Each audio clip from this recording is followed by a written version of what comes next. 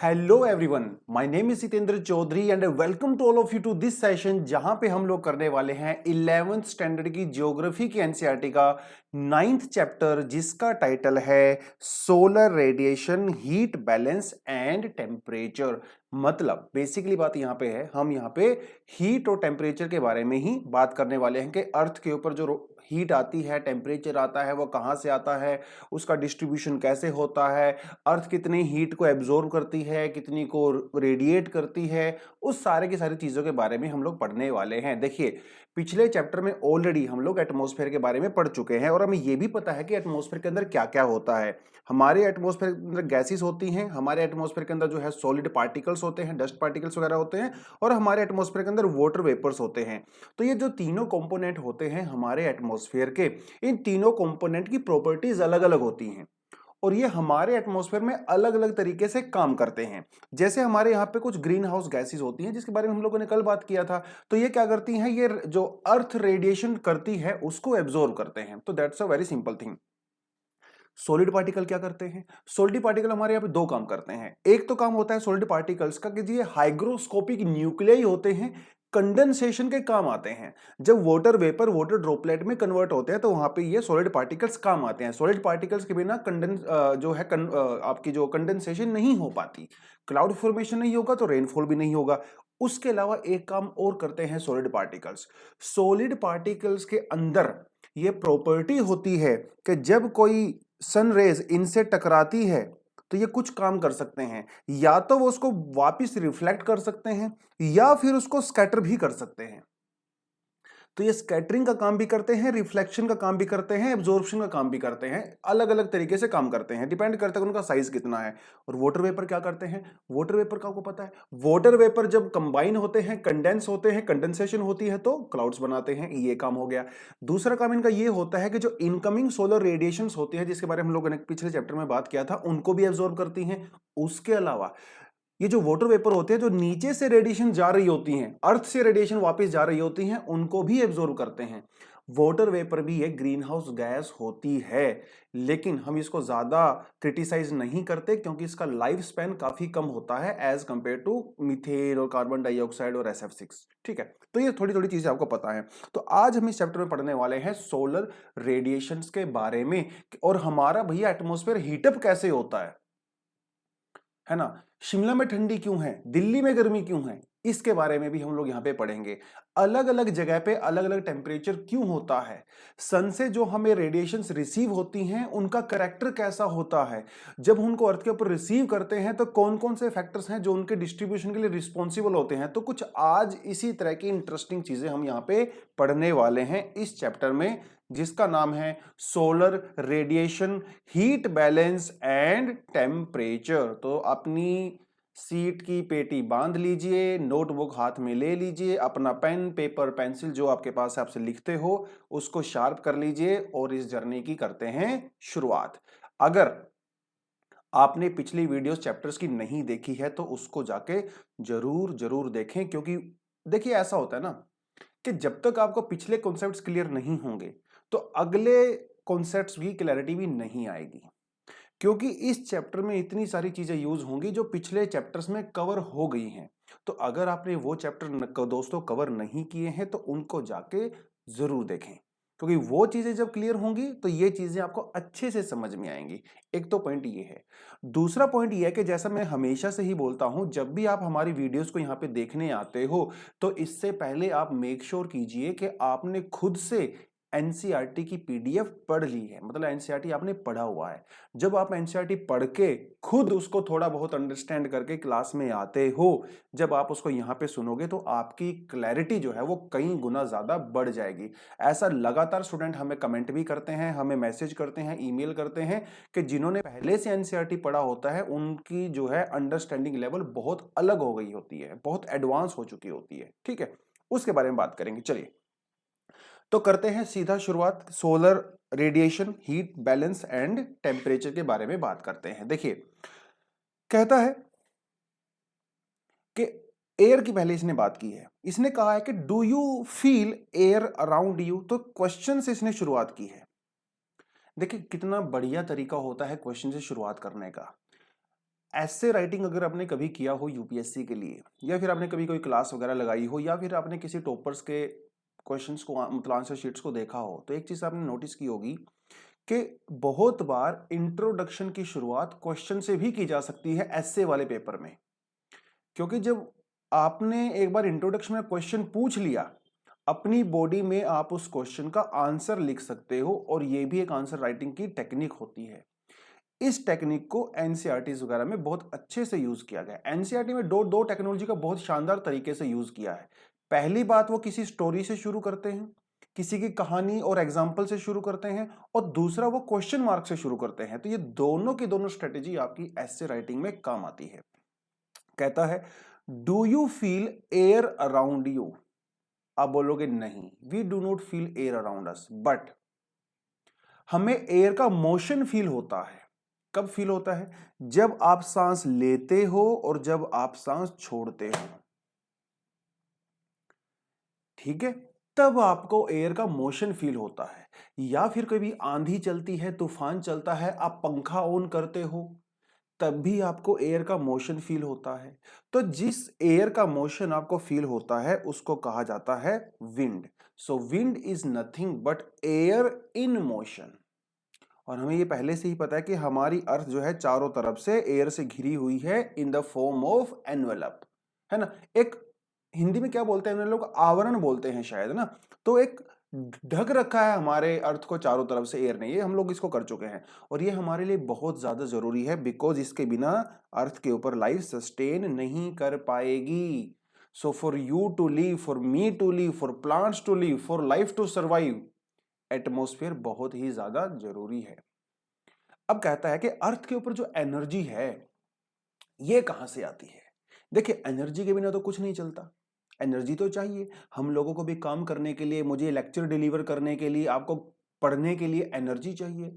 अर्थ पे जो है फोटोसिंथेसिस करने के लिए प्लांट्स को एनर्जी चाहिए, है ना। विंड को चलने के लिए एनर्जी चाहिए, ओशन वाटर को मूव करने के लिए एनर्जी चाहिए। तो ये इवन आपके जो कॉन्टिनेंट्स होते हैं उनको मूव करने के लिए भी एनर्जी चाहिए।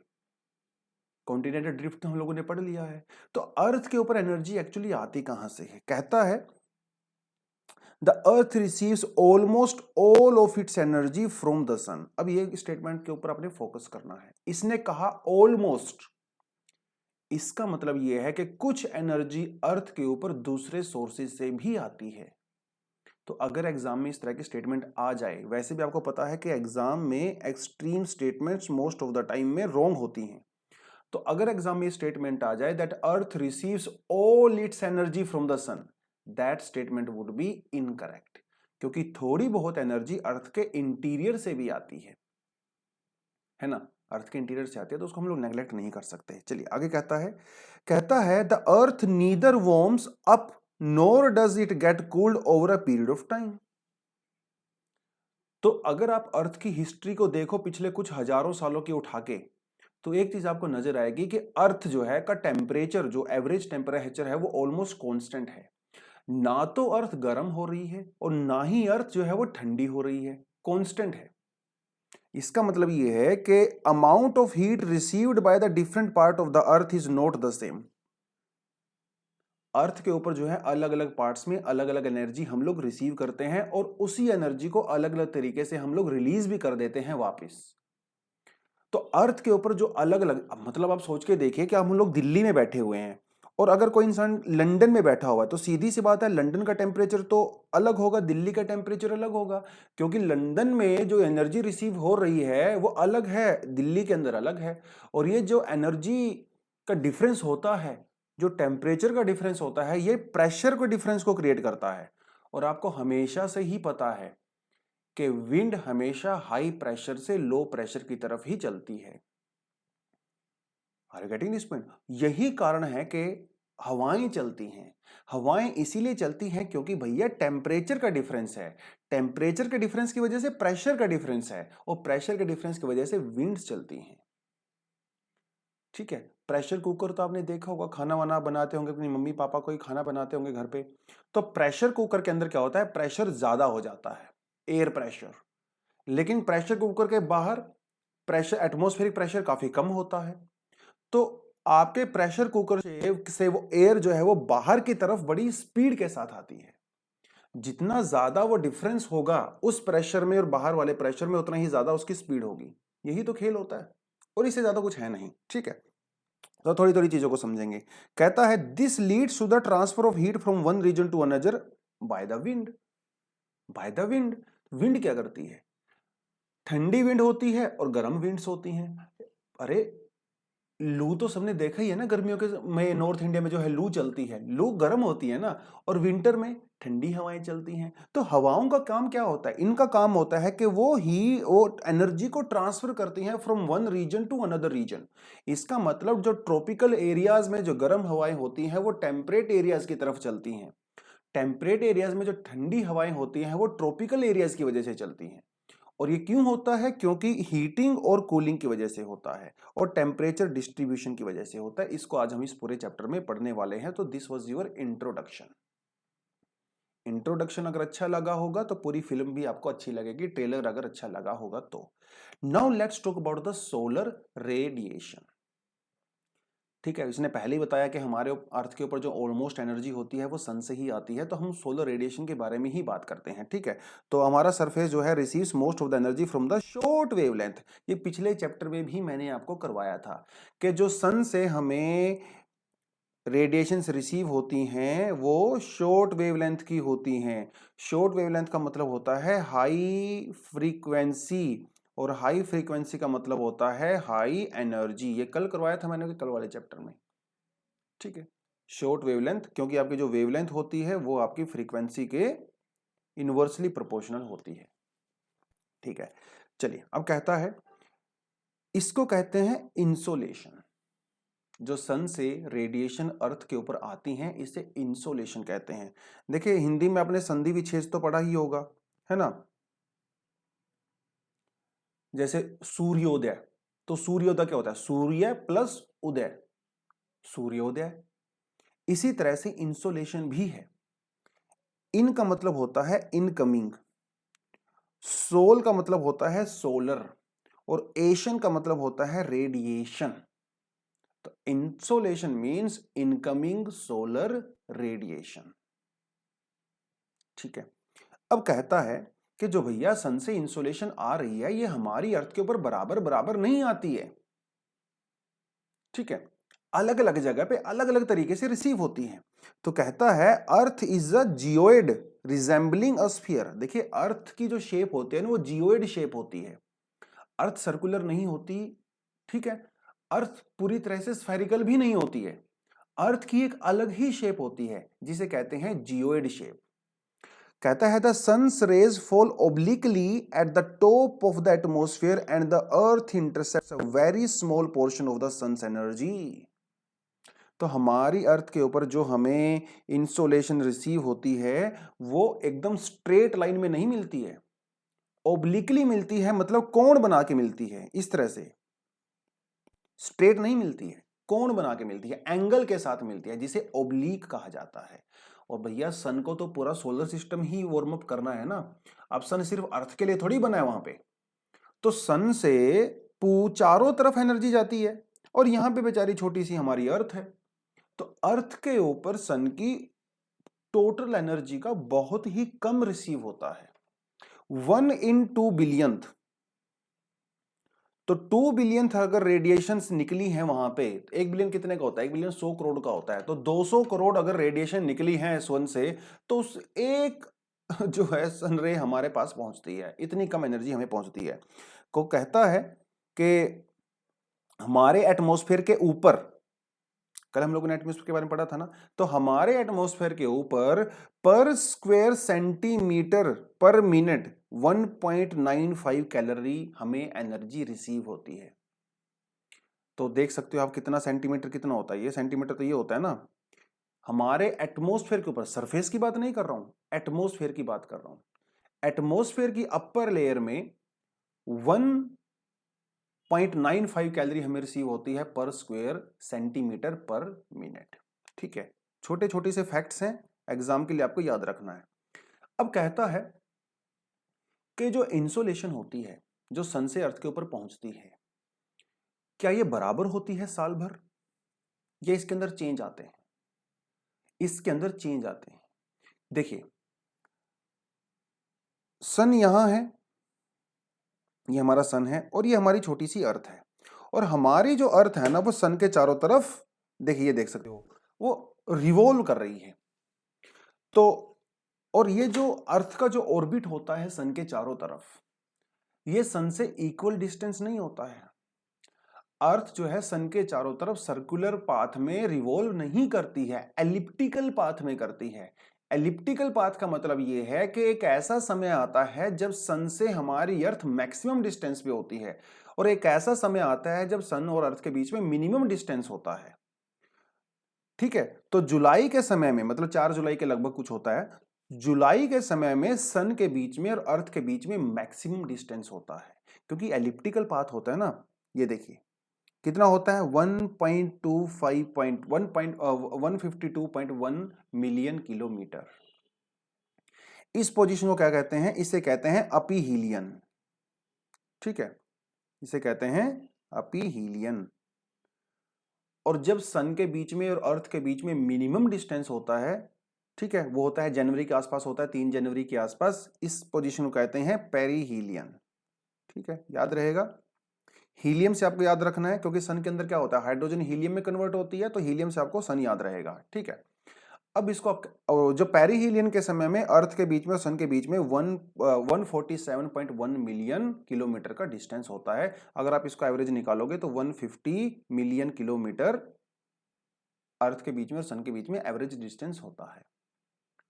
ठीक है, इसको याद करने का ट्रिक आपको बताता हूं। पी का मतलब क्या होता है, पी का मतलब होता है पास पास, है ना, पास मतलब क्लोज, और ए का मतलब होता है अवे, अवे मतलब दूर। तो जब वो अवे होते हैं, दूर होते हैं, दैट इज कॉल्ड अपीहीलियन। जब वो पास पास होते हैं, क्लोजेस्ट होते हैं, दैट इज कॉल्ड पेरीहीलियन। अब आप ये समझिए कि अपीहीलियन के समय में सन को एक्स्ट्रा डिस्टेंस कवर करना पड़ रहा है। कम से कम हमारी सन रेज को जो है 5 मिलियन किलोमीटर का एक्स्ट्रा डिस्टेंस कवर करना पड़ रहा है अपीहीलियन के समय में। तो जितना डिस्टेंस हमारी सनरेज कवर करेंगी उनकी एनर्जी उतनी ही लॉस्ट हो जाती है। इसका मतलब अर्थ के ऊपर जो इंसुलेशन होती है वो उसके डिस्टेंस के ऊपर भी डिपेंड करती है। इसका मतलब यह है कि अर्थ के ऊपर जो इंसुलेशन होती है वो बराबर बराबर नहीं होती है। ठीक है, तो यही उसने पूरा पेरीहीलियन, अपीहीलियन, है ना, 4 जुलाई और ये सब 3 जनवरी, वो सब कुछ इसने इसके अंदर बता रखा है। ठीक है, गेटिंग दिस पॉइंट। लेकिन ये जो मैंने फैक्ट आपको बताया ना, इसका अर्थ के टोटल टेम्परेचर के ऊपर कोई फर्क नहीं पड़ता, क्योंकि अर्थ के ऊपर जो टेम्परेचर है वो बहुत सारी चीजों पे डिपेंड करता है यार। वो सिर्फ और सिर्फ इसी चीज के ऊपर डिपेंड नहीं करता। और वैसे भी अगर आप अर्थ के ऊपर टोटल एनर्जी को देखो तो ये एनर्जी जो अपीहीलियन की वजह से और पेरीहीलियन की वजह से चेंज होती है वो बहुत ही माइन्यूट होती है। और अर्थ के ऊपर जो टेम्परेचर और हीट होती है वो बहुत सारे फैक्टर पे डिपेंड करती है, सीजन पे डिपेंड करती है, ऑल्टीट्यूड, लैटिट्यूड, लैंड सी डिस्ट्रीब्यूशन, बहुत सारी चीजों के ऊपर डिपेंड करती है। तो इसका कोई ज्यादा फर्क होता नहीं है। ठीक है, हाँ, लेकिन एग्जाम में अगर आ जाएगा तो फर्क होता है, ज्यादा होता है कम होता है वो एक अलग केस है, लेकिन फर्क होता है। ठीक है, तो डिस्ट्रीब्यूशन ऑफ लैंड वगैरह ये सब हम लोग करेंगे कि इन चीजों का क्या फर्क पड़ता है। Now let's talk about the variability of the insolation at the surface of earth. के सरफेस ऑफ अर्थ के ऊपर जो इंसोलेशन होता है वो किस तरह से चेंज होता है। अभी हम एटमॉस्फेयर के टॉप की बात नहीं कर रहे हैं, अभी हम लोग सरफेस के ऊपर बात करते हैं। तो इंसोलेशन पहले तो एटमॉस्फेयर के ऊपर आएगा, फिर वो पूरे एटमॉस्फेयर को क्रॉस करता हुआ अर्थ के सरफेस पे आएगा। तो 2 तरह का इंसुलेशन हमें रिसीव होता है, top of the atmosphere and on the surface. Now let's talk about the के सरफेस के ऊपर किस तरह से चेंज होता है इंसुलेशन, कौन कौन से फैक्टर रिस्पॉन्सिबल होते हैं। देखिए, कहता है कि जो amount of intensity, amount and intensity of the insulation वो चेंज हो सकती है अकॉर्डिंग टू द डे। दिन में ज्यादा होती है, रात को तो होती ही नहीं। तो दिन के हिसाब से भी फर्क पड़ता है, ड्यूरिंग डे एंड नाइट। अरे भैया, सीजन के हिसाब से भी फर्क पड़ता है। समर में ज्यादा इंसुलेशन होती है, विंटर में कम इंसुलेशन होती है, सिंपल सा फैक्टर है ना। तो और भी बहुत सारे फैक्टर हैं, जैसे पहला फैक्टर होता है rotation of earth on its axis. Rotation की वजह से भी इंसोलेशन पे फर्क पड़ता है। कैसे फर्क पड़ता है अभी थोड़ी देर में आपको इसके एक्सप्लेनेशन में दूंगा। दूसरा होता है एंगल ऑफ इंक्लिनेशन, किस एंगल से वो सनरेज अर्थ के सरफेस पे आ रही है उसके ऊपर भी फर्क पड़ता है। कैसे फर्क पड़ता है अभी थोड़ी देर में समझाऊंगा, क्योंकि डिटेलिंग इसकी हम लोग करने वाले हैं। लेंथ ऑफ द डे है ना, वो आपको बताया, अगर समर के महीने में दिन लंबे होते हैं तो इसका मतलब इंसोलेशन भी ज्यादा होगी। विंटर के महीने में दिन सीजन में दिन छोटे होते हैं तो इसका मतलब इंसोलेशन भी कम होती है। Transparency of the atmosphere, transfer के आपके एटमॉस्फेयर के अंदर जो है कितने क्लाउड्स हैं, अगर क्लाउड ज्यादा होंगे तो इंसुलेशन कम होगी, क्योंकि क्लाउड जो है वो इंसुलेशन को रोक देंगे, ब्लॉक कर देंगे, है ना। अगर वहां पे ज्यादा डस्ट पार्टिकल होंगे तो स्कैटरिंग ज्यादा होगी। अगर आसमान पूरा साफ होगा, क्लियर होगा, तो इंसुलेशन ज्यादा होगी, क्योंकि रोकने वाला कोई है ही नहीं, है ना। Configuration of the land in terms of the it's aspect, उसके जैसे मतलब पहाड़ी एरिया है या प्लेन एरिया है, अगर आपके पहाड़ का स्लोप जो है वो किस साइड में है, इन सारी चीजों के ऊपर फर्क पड़ता है। कैसे फर्क पड़ता है अभी थोड़ी देर में उसकी डिटेलिंग हम लोग यहाँ पे करने वाले हैं। खैर, कहता है the fact that the earth axis makes an angle of 66.5 degree with the plane of its orbit around the sun has a greater influence on the amount of insolation received at the different latitudes. अलग अलग latitudes पे अलग अलग insolation हमें receive होती है। Equator के ऊपर अलग होती है, ठीक है, ट्रॉपिक्स पे अलग होती है, पोलर रीजन में अलग होती है। ये क्यों होती है? क्योंकि अर्थ जो है अपने एक्सिस पे टिल्ट होती है। अगर अर्थ टिल्ट ना होती तो अर्थ के ऊपर अलग अलग सीजन्स नहीं होते। दिन और रात तो होते, सीजन्स नहीं होते। सीजन जो है उस टिल्टिंग की वजह से होते हैं, ठीक है। तो यहां पे इसने एग्जांपल दिया है, सोलिस्टिस का एग्जांपल दिया है। देखिए, ये थोड़ा आपको मैं समझा देता हूं। तो अर्थ जो अपने एक्सिस पे टिल्ट है, ये तो कोई बताने की बात नहीं है, तो बिल्कुल फैक्ट ही है, ठीक है। अर्थ जो है अपने एक्सिस पे इस तरह से, ये हमारी अर्थ है और ये वो इस तरह से ऐसे टिल्ट होती है, और यहाँ पे हमारा जो है सन होता है, ठीक है। तो सन तो मतलब वैसे तो बड़ा होता है, अगर मानना चाहो तो आप इस तरह से इसको मान सकते हो। ये हमारा सन है और ये हमारी अर्थ है, इस तरह से टिल्ट होती है। तो ये हमारा हो गया इधर नॉर्थ पोल और ये हो गया हमारा साउथ पोल, ठीक है। तो अर्थ होती है टिल्ट। ये होता है हमारा बीच में इक्वेटर, ये होता है ट्रॉपिक ऑफ कैंसर और ये होता है ट्रॉपिक ऑफ कैप्रिकॉर्न, ठीक है। वैसे एनसीईआरटी में इतना डिटेलिंग नहीं दिया हुआ है, मैं आपको हल्का फुल्का डिटेल दे रहा हूं just for the sake of understanding, ठीक है। अब देखिए क्या होता है, अब इतना चीज आपको समझ में आ गया। अब आपका जो इस पोजीशन में आपका जो नॉर्थ पोल है वो सन से थोड़ा दूर हटके है, और साउथ पोल जो है वो सन के काफी पास पास में है, सन के क्लोज है।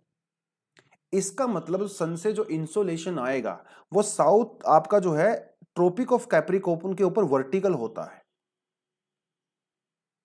ठीक है। ट्रॉपिक ऑफ कैप्रिकॉर्न के ऊपर वर्टिकल होता है, और ट्रॉपिकल ऑफ कैप्रिकॉर्न के ऊपर वर्टिकल होने का सीधा सीधा सा मतलब ये होता है कि आपके सदर्न हेमिस्फीयर के इस अंदर जो है इस समय समर चल रही है, और जब सदर्न हेमिस्फीयर में समर का सीजन होता है तो नॉर्दर्न हेमिस्फीयर में विंटर का सीजन होता है, क्योंकि सन जो है इस समय सदर्न हेमिस्फीयर में है, जैसा कि आप यहां पे क्लियरली देख सकते हो, ठीक है। और क्योंकि सदर्न हेमिस्फीयर में इस समय समर का सीजन चल रहा है, इसलिए वहां पे दिन भी लंबे होंगे, और जब दिन लंबे होंगे तो इंसोलेशन भी ज्यादा होगा। सिंपल सा फैक्ट है, ठीक है। अब मान के चलो, एक एग्जाम्पल के तौर पे ये मान के चलो कि हमारी अर्थ जो है वो टिल्टेड नहीं है, ठीक है। अर्थ जो है भैया वो टिल्ट है ही नहीं, अर्थ जो है वो इस तरह से है, ये हमारा नॉर्थ पोल और ये हमारा साउथ पोल, ठीक है। और ये हमारा इक्वेटर, ये हमारा ट्रॉपिक ऑफ कैंसर, ये हमारा ट्रॉपिक ऑफ कैप्रिकॉर्न। अगर सन टिल्ट नहीं होती अर्थ, तो अर्थ के ऊपर ट्रॉपिक ऑफ कैंसर के ऊपर भी, और ट्रॉपिक ऑफ मतलब कैप्रिकॉर्न के ऊपर भी, और ट्रॉपिक ऑफ कैंसर के ऊपर, मतलब दोनों के ऊपर, Tropic of Cancer and Tropic of Capricorn और इक्वेटर, तो आपका जो सन है ना वो हर समय इक्वेटर के ऊपर परपेंडिकुलर होता। इक्वेटर के ऊपर परपेंडिकुलर का मतलब यह है कि नॉर्दर्न हेमिस्फीयर और southern hemisphere equal insolation receive करते, और जब इक्वल इंसोलेशन रिसीव करते तो इसका मतलब वहां पे कोई सीजन ही नहीं होता। सीजन का तो मतलब यही होता है ना कि एक जगह पे ज्यादा दूसरी जगह पे कम, तो हर समय नॉर्दर्न हेमिस्फीयर में सदर्न हेमिस्फीयर में एक ही सीजन होता, ठीक है। या तो समर होता या विंटर होता, ठीक है। Are you getting this point? मतलब वैसे तो समर और विंटर होता ही नहीं, क्योंकि साल भर एक ही जैसा सीजन होता, साल भर एक ही जैसा सीजन होता, ठीक है। तो ये मैजिक होता है अर्थ के टिल्ट होने का। तो हमारे जो जो भी हेमिस्फीयर सन की तरफ टिल्ट होता है वहां पे समर होता है, और जो सन से थोड़ा दूर होता है वहां पे विंटर होती है। ठीक है, जैसे ये वाली पोजीशन आप देख लीजिए, तो रिवॉल्व करते करते ये पोजीशन भी आ गई। ये हो गया आपका यहाँ पे इक्वेटर, ये हो गया आपका यहाँ पे ट्रॉपिक ऑफ कैंसर, ये हो गया आपका ट्रॉपिक ऑफ कैप्रिकॉर्न, ये आपका चला गया नॉर्थ पोल, ये चला गया आपका साउथ पोल। अब इस पोजीशन में क्या होगा? तो ये जो पोजीशन है दोस्तों, इस पोजीशन में सन कहां पे वर्टिकल होगा? अब यहां पे देखिए नॉर्थ पोल की पोजीशन देखिए, north pole is tilting towards the sun and south pole is tilted away from the sun. तो जो सन के पास में टिल्ट होगा तो वहां पे ज्यादा हीट रिसीव होगी ना, सिंपल सा फैक्ट है। तो आपकी जो सन रेज हैं वो आपकी ट्रॉपिक ऑफ कैंसर के ऊपर वर्टिकल होती हैं, ट्रॉपिक ऑफ कैप्रिकॉर्न के ऊपर वर्टिकल नहीं होती। तो जहां पे वर्टिकल होती हैं वहां पे समर होती है। तो इसका मतलब नॉर्थ हेमिस्फीयर में इस समय समर चल रही है और सदर्न हेमिस्फीयर में इस समय जो है विंटर चल रही है। और क्योंकि यहां पे समर चल रही है इसका मतलब यहां पे होंगे longer days and shorter nights. तो कोई बताने की जरूरत नहीं है ना। और इसका अपोजिट यहां पे होगा, सिंपल। लॉन्गर डे मतलब ज्यादा इंसोलेशन, तो समर में ज्यादा इंसोलेशन हमें रिसीव होती है जस्ट बिकॉज ऑफ दैट। तो ये हो गया आपका, इसे कहते हैं समर सोलिस्टिस। क्या कहते हैं? Summer solstice. जब नदर्न हेमिस्फीयर में समर होती है तो इसे समर सोलिस्टिस कहते हैं। जब सदर्न हेमिस्फीयर में मतलब जब नदर्न हेमिस्फीयर में विंटर होती है तो विंटर सोलिस्टिस कहते हैं। तो नदर्न हेमिस्फीयर की जो है वजह से डिसाइड होता है। ठीक है, तो ये वही कह रहा है कि भैया जो सोलिस्टिस होती है नदर्न हेमिस्फीयर में तो वो ज्यादा इंसुलेशन डेफिनेटली वहां पे रिसीव करता है। ठीक है, बस उसने यही पॉइंट जो है घुमा फिरा के बोल दिया है। अब देखिए अगला पॉइंट क्या कहता है। अगला पॉइंट कहता है कि ये जो इंसुलेशन है ना ये आपके लैटिट्यूड के ऊपर भी डिपेंड करती है। ठीक है, इंसुलेशन आपके लैटिट्यूड के ऊपर भी डिपेंड करती है। कहता है the higher the latitude the less is the angle. Obviously बात है। और अगर एंगल लेस होगा तो स्लांटिंग रेज होंगी, स्लांटिंग रेज होंगी, स्लांटिंग रेज होंगी। स्लांटिंग रेज का मतलब है कि इंसुलेशन कम रिसीव हो रही है। ठीक है, हीट भी कम रिसीव हो रही है। ये आपको थोड़ा बता देता हूं। देखिए ये पूरे पूरे पॉइंट आपको मैं अलग से बता देता हूं। देखिए डायग्राम तो था अपने पास। हाँ ये आप देख सकते हो, इस डायग्राम से समझ लेंगे, कोई ऐसी बात नहीं है। ठीक है, छोटी छोटी चीजें हैं, आपको सबको पहले से ही पता है। तो देखिए ये है हमारा यहाँ पे इक्वेटर। ठीक है, तो 0 डिग्री ये चला गया आपका यहाँ पे ट्रॉपिक ऑफ कैंसर, ये आपका चला गया ट्रॉपिक ऑफ कैप्रिकॉर्न, तो ये आपका 23.5 डिग्री आ गया। ठीक है, ये चला गया आपका यहाँ पे आर्कटिक सर्कल 66.5 डिग्री, और ये चला गया आपका यहाँ पे नॉर्थ पोल जो है 90 डिग्री। तो इक्वेटर से जैसे जैसे आप पोल्स की तरफ जाते हो तो आपका जो है यू नो लैटिट्यूड जो है वो इंक्रीज होता है फ्रॉम 0 to 90, 0 to 90। और जैसे जैसे आपका लैटिट्यूड बढ़ता है वैसे वैसे जो सन की रेज अर्थ के ऊपर पड़ती हैं उनका एंगल जो है वो डिक्रीज होने लगता है। जैसे मान लो यहां से सनरेज आ रही है, अब यहां से सनरेज जो है वो इक्वेटर के ऊपर बिल्कुल परपेंडिकुलर आ रही है, लेकिन यहां से जो सनरेज आ रही है वो परपेंडिकुलर नहीं आ रही है, वो एक एंगल के साथ आ रही है। ठीक है, एंगल के साथ आ रही है, क्योंकि ये सरफेस को देखिए आप, तो इस सरफेस के ऊपर जब सनरेज यहां से आएगी वो परपेंडिकुलर थोड़ी आएगी, लेकिन इस सरफेस के ऊपर तो परपेंडिकुलर आ रही है, 90 डिग्री का एंगल बना रही है। यहां पे एंगल 90 डिग्री थोड़ी है, 90 डिग्री से कम है। तो जितना ज्यादा लैटिट्यूड होगा वहां पे सनरेज उतना ही कम एंगल बनाएंगी। कम एंगल का बनाने का मतलब यहाँ पे ये है कि जो सनरेज होती है वहां पे तिरछी पड़ती हैं, स्लांटिंग पड़ती हैं। गर्मियों के समय में क्या होता है, जून के समय में क्या होता है, सन बिल्कुल आपके सर के ऊपर होता है, आपके वर्टिकली आपके सर के ऊपर पड़ता है परपेंडिकुलर, लेकिन विंटर में स्लांटिंग आती है, और क्योंकि स्लांटिंग होता है विंटर में इसलिए आपको गर्मी नहीं लगती, ठंडी लगती है।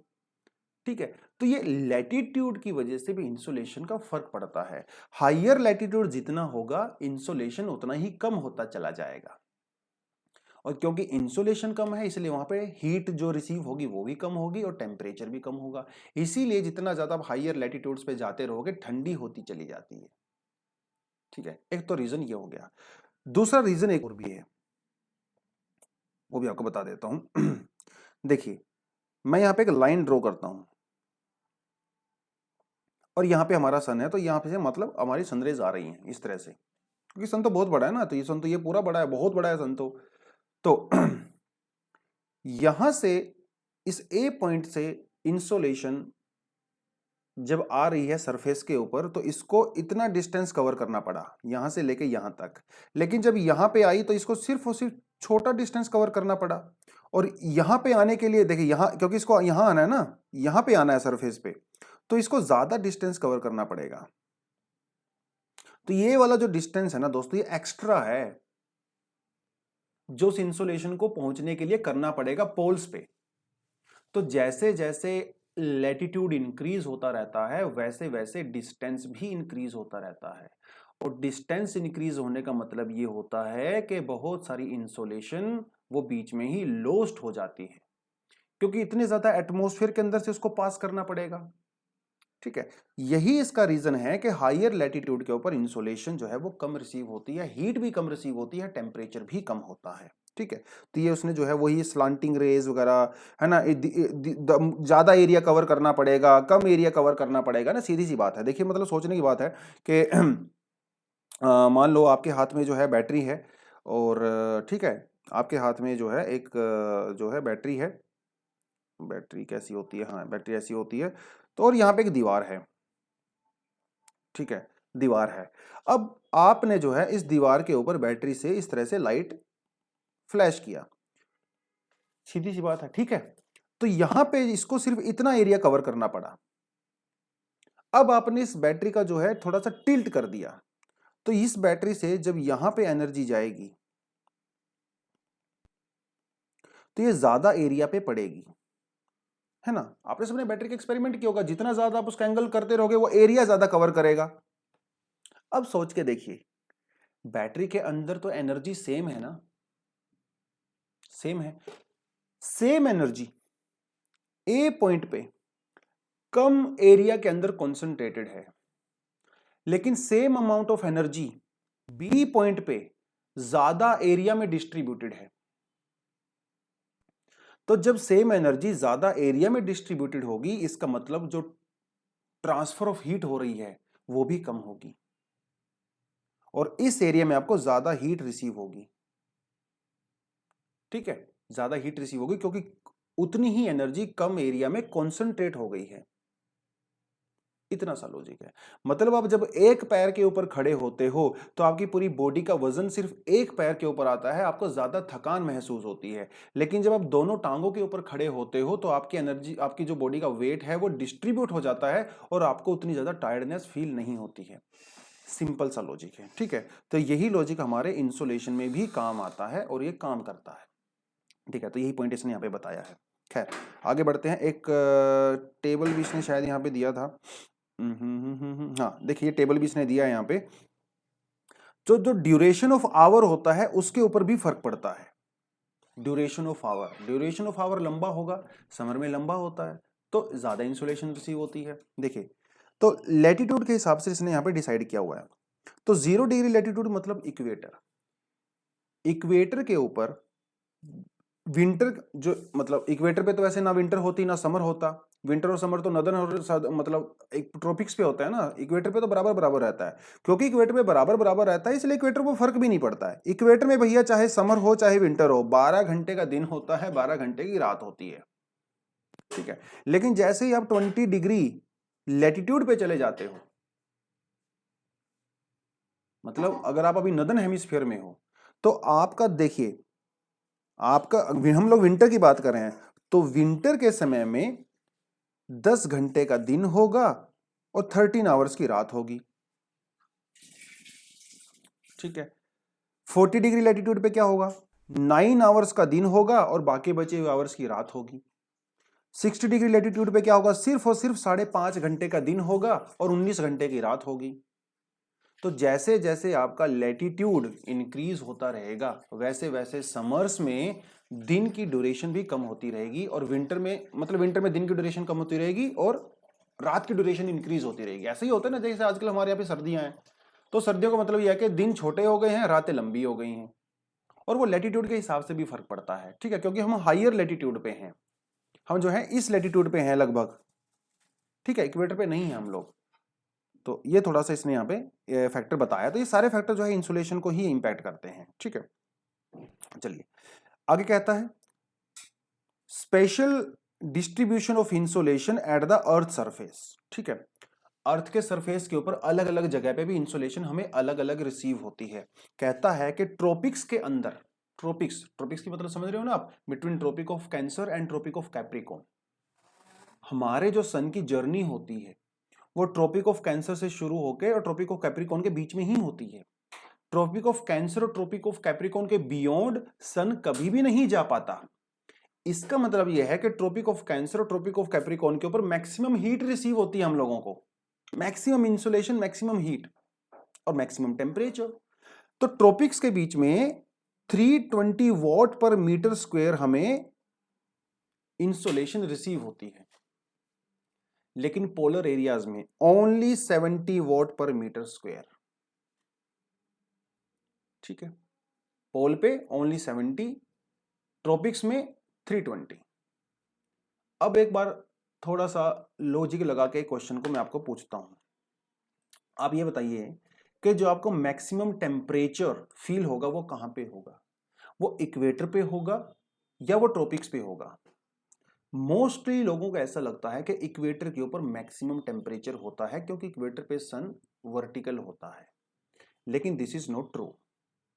मैक्सिमम जो टेम्परेचर होगा, मैक्सिमम जो इंसोलेशन रिसीव होगी वो आपको सब ट्रॉपिकल डेजर्ट्स में देखने को मिलेगी। इक्वेटर के ऊपर डेजर्ट्स नहीं होते,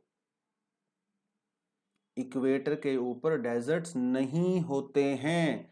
डेजर्ट वहां होते हैं जहां पे रेनफॉल नहीं होता, और इक्वेटर पे तो रोज रेनफॉल होता है, तो इसका मतलब वहां तो डेजर्ट मिल ही नहीं सकते। और जो सब ट्रॉपिकल डेजर्ट होते हैं, सब ट्रॉपिकल डेजर्ट मतलब ये 30 डिग्री लैटिट्यूड के आसपास। और डेजर्ट में क्या होता है? डेजर्ट में जो स्काई होता है, आसमान जो है वो साफ होता है, जिसकी वजह से वहां पे इंसोलेशन डायरेक्ट पड़ती है। इस वजह से जो मैक्सिमम इंसोलेशन होता है वो आपका सब ट्रॉपिकल डेजर्ट में मिलता है, इक्वेटर पे नहीं मिलता। क्योंकि डेजर्ट के ऊपर जो है क्लाउडीनेस कंडीशन क्लाउडलेस होती है, लेकिन इक्वेटर के ऊपर तो दुनिया भर का क्लाउड होता है। क्लाउड होता है तो इंसुलेशन को ब्लॉक कर देता है, इंसुलेशन को ब्लॉक करता है, कंडेंसेशन होती है और रेनफॉल वगैरह सब कुछ होता है, ठीक है। तो उसको ही कह रहा है, कहता है generally at the same latitude the insulation is more over the continent over the ocean. अब ये ओशियन और कॉन्टिनेंट के ऊपर भी फर्क पड़ता है, ठीक है। कहता है कि कॉन्टिनेंट्स के ऊपर ज्यादा इंसुलेशन होता है एज कंपेयर टू ओशियन। इसका कारण डेजर्ट ही है, क्योंकि डेजर्ट तो कॉन्टिनेंट्स पे ही पाए जाते हैं ना, और कॉन्टिनेंट्स जहां डेजर्ट होंगे वहां तो इंसुलेशन मैक्सिमम होती है। अब ओशियन के अंदर तो आपको नहीं मिलेगा डेजर्ट, राइट। तो इसका मतलब वहां पे, और वहां पे क्लाउडी कंडीशंस भी ज्यादा होती हैं, ओशियंस के ऊपर क्लाउड ज्यादा होते हैं, तो इसलिए वहां पे कम इंसुलेशन होती है, और कॉन्टिनेंट्स में इंसुलेशन ज्यादा होती है, बिकॉज स्काई जो है वो क्लियर होते हैं काफी जगह पे। चलिए, तो ये तो हो गया आपका कि जो फैक्टर आपके इंसुलेशन को इंपैक्ट करते हैं, ठीक है। और भी चीजें होती हैं, जैसे शेडिंग होती है ना। जो शेड में होते हो तो कम इंसुलेशन होती है, शेड से बाहर होते हो तो ज्यादा इंसुलेशन होती है। अब ये शेड अलग अलग चीजों की हो सकती है, माउंटेन्स की शेड भी हो सकती है, ठीक है। तो जैसे मान लो इसको मैं इरेज कर देता हूं। और जैसे आप ये चीज मान के चलो कि जैसे मान लो यहाँ पे माउंटेन है और आप जो है इस तरफ खड़े हो और सन जो है वो इस तरफ है, तो डेफिनेटली सन तो इसको ब्लॉक करेगा, तो आपके यहाँ पे क्या शैडो होगी ना, शेड होगा, तो आपको इंसुलेशन कम मिलेगा। तो कम इंसुलेशन की वजह से आपका जो है यहाँ पे हीट भी कम फील होगा, टेम्परेचर कम फील होगा, ज्यादा ठंडी होगी। लेकिन पहाड़ के इस तरफ, क्योंकि आपको वहां पे हीट मिल रही है, इंसुलेशन मिल रही है, तो इसलिए वहां पे टेम्परेचर भी ज्यादा होगा, कंपैरेटिवली ठंडी कम होगी, है ना। तो और भी जो है ये फैक्टर भी यहाँ पे इंपैक्ट करते हैं, लेकिन हम लोग उन फैक्टर्स को ही करेंगे जो हमारी एनसीईआरटी में दिया हुआ है। थोड़ा सा एक्स्ट्रा एक दो पॉइंट आपको जीसी लियोंग में भी मिल जाएंगे, ठीक है, तो वहां से भी आप इसको कर सकते हो। Now let's talk about the heating and the cooling of the atmosphere, कि हमारा जो एटमॉस्फेयर है वो ठंडा कैसे होता है और गर्म कैसे होता है। ये बहुत इंटरेस्टिंग चीज है। देखिए, मैं आपको यहाँ से लाइन टू लाइन भी करवा सकता हूं, लेकिन एक बार थोड़ा सा पहले आपको मैं अपने हिसाब से एक्सप्लेन कर दूं, उसके बाद हम लोग इस पैराग्राफ को भी देख लेंगे। देखिए, हमारा जो एटमॉस्फेयर है ना, वो बेसिकली 4 चीजों की वजह से हीट अप होता है। ठीक है, एक होती है कंडक्शन, जैसा यहां पे दिया हुआ है, एक होती है कन्वेक्शन, एक होती है एडवेक्शन और एक होती है रेडिएशन। 4 चीजों की वजह से हमारा एटमॉस्फेयर गर्म होता है। याद रखना है इसको, कंडक्शन, कन्वेक्शन, एडवेक्शन और रेडिएशन। ठीक है, अब ये थोड़ा थोड़ा एक्सप्लेन कर देता हूं, वैसे आप सबको पता है। अब देखिए, कंडक्शन मतलब कंडक्ट, कंडक्ट मतलब transfer, transfer of what, transfer of heat. जिस मटेरियल में से हीट ट्रांसफर होती है उसे हम लोग कंडक्टर कहते हैं, और जिसमें से हीट ट्रांसफर नहीं होती उसे इंसुलेटर कहते हैं। अब आप ये समझ लीजिए, जैसे मेरा हाथ है, अब मेरे हाथ जो है इस समय गर्म है, लेकिन ये जो टेबल है, टेबल ठंडी है। तो अगर अपने हाथ को मैं टेबल से टच करूंगा तो मेरे हाथ के बीच में और इस टेबल के बीच में हीट कंडक्ट होगी, और वो तब तक कंडक्ट होती रहेगी जब तक दोनों का टेम्परेचर बराबर नहीं हो जाता। ठीक है, जब तक बराबर नहीं हो जाता। हीट हमेशा हाई टेम्परेचर से लो टेम्परेचर की तरफ ही जाती है। तो जब तक मेरे हाथ का टेम्परेचर इस टेबल के बराबर नहीं हो जाएगा, हीट ट्रांसफर होती रहेगी। This is called conduction. जब टच करने से टेम्परेचर हीट ट्रांसफर होती है, दैट इज कॉल्ड कंडक्शन। ठीक है, गेटिंग दिस पॉइंट? आसान है, कुछ भी दिक्कत नहीं है इसमें। ये एक्सपेरिमेंट जो है जनरली बच्चों को बताया जाता है। ठीक है, आपने चाय बनाने के लिए जो है भगोना रखा है, बर्तन रखा है, और उसका जो हैंडल होता है, देखिए अगर वो लकड़ी का हैंडल है फिर तो कोई दिक्कत नहीं, क्योंकि लकड़ी इंसुलेटर होती है और वो हीट को ट्रांसफर नहीं होने देगी। लेकिन बाई चांस अगर वो स्टील का है या आयरन का है, तो जैसे ही उसको आप चूल्हे के ऊपर रखोगे तो वो उस समय तो गर्म नहीं लगेगा आपको, लेकिन 2 मिनट के बाद, 5 मिनट के बाद आपको बहुत गर्म लगने लगेगा। और जैसे ही आप इसको टच करोगे तो आपको गर्म लगेगा। क्यों गर्म लगता है? क्योंकि हीट जो है वो इस हैंडल से आपके हाथ में ट्रांसफर हो जाती है, इसीलिए गर्म लगता है। So this is called conduction. When heat is transferred through direct touch between two materials, between two objects, between two surfaces, और वो जब तक होता रहता है until unless temperature becomes equal. This is called conduction. ठीक है, अब आप समझोगे सर इसका एटमॉस्फेयर से क्या रिलेशन है? बिल्कुल एटमॉस्फेयर से रिलेशन है। अब हमारी जो अर्थ है, अर्थ का सरफेस मान लो समर का सीजन है, गर्म है, तो अर्थ के डायरेक्ट कांटेक्ट में जो एयर होगी, यहां पे जो डायरेक्ट कांटेक्ट में होगी, तो क्या वो एयर गर्म नहीं होगी? 100% होगी। जैसे आपका हाथ गर्म हुआ तो एयर भी गर्म होगी। और जब ये एयर गर्म हो जाएगी तो इस एयर के ऊपर जो दूसरी लेयर है एयर की, क्या वो गर्म नहीं होगी? वो भी गर्म होगी। क्या तीसरी लेयर गर्म नहीं होगी? तीसरी लेयर भी गर्म होगी। इस तरह से हमारा एटमॉस्फेयर गर्म होता है from bottom to the top. तो सरफेस के पास जो एयर है वो सबसे पहले गर्म होगी, उसके बाद ऊपर वाली, ऊपर वाली और ऊपर वाली, और जैसे जैसे हीट ट्रांसफर होती रहती है हीट का लॉस होता रहता है। इसलिए जो सबसे लोअर लेयर है वो सबसे गर्म होगी, और जो सबसे मतलब जैसे जैसे वो ऊपर जाते रहोगे एयर जो है ठंडी होती रहती है, सबको पता है ना। शिमला में जाओगे ठंडी लगेगी, दिल्ली में रहोगे तो गर्मी लगेगी। ठीक है, this is called your conduction. अगली चीज होती है कन्वेक्शन। कन्वेक्शन का मतलब ये होता है, देखिए ये हम लोगों ने इंटीरियर ऑफ अर्थ में भी पढ़ा था, जब आपका जो मैग्मा होता है वो राइज करता है, क्योंकि आपकी मेंटल के अंदर हीट होती है, और जब भी किसी मटेरियल का टेम्परेचर राइज होता है तो वो इंक्रीज होता है, तो वो राइज करता है ऊपर की तरफ, क्योंकि वो उसकी डेंसिटी कम हो जाती है, वो एक्सपैंड करता है, एक्सपेंशन की वजह से वो राइज करता है। तो जैसे ही इस भगोने के अंदर जो आपने पानी रखा हुआ था, तो जैसे ही इस पानी को हीट मिलेगा तो ये राइज करेगा ऊपर की तरफ, और ये अपने साथ हीट लेके जाएगा ना। अरे ऊपर क्यों जा रहा है? वो ऊपर इसलिए तो जा रहा है क्योंकि उसके अंदर हीट है, सीधी सी बात है। तो जैसे जैसे वो ऊपर जाएगा अपने साथ हीट लेके जाएगा। तो यही सेम लॉजिक हमारी अर्थ के ऊपर भी अप्लाई होता है। तो वो जो एयर मैंने आपको बताई थी यहां पे, ये जो एयर गर्म हो गई होगी, ये धीरे धीरे जो है राइज करने लगेगी, और जब ये राइज करती है तो ये हीट को ट्रांसफर करती है, तो इस तरह से हमारा पूरा एटमॉस्फेयर गर्म हो जाता है। This is called convection. ये कन्वेक्शन जो है इंटीरियर ऑफ अर्थ के अंदर भी चलता है और सरफेस के ऊपर भी, एटमॉस्फेयर में भी चलता है। और क्योंकि हीट इसने कैरी किया हुआ है इसलिए टेम्परेचर को हीट अप करेगा, लेकिन जैसे जैसे ऊपर की तरफ जाएगा तो हीट को लॉस भी करेगा। इसलिए नीचे की तरफ जो है ज्यादा हीट होता है, ऊपर की तरफ ठंडा होता है। तो this is another way of your atmosphere getting heated up. Okay, ये दो चीजें हो गई।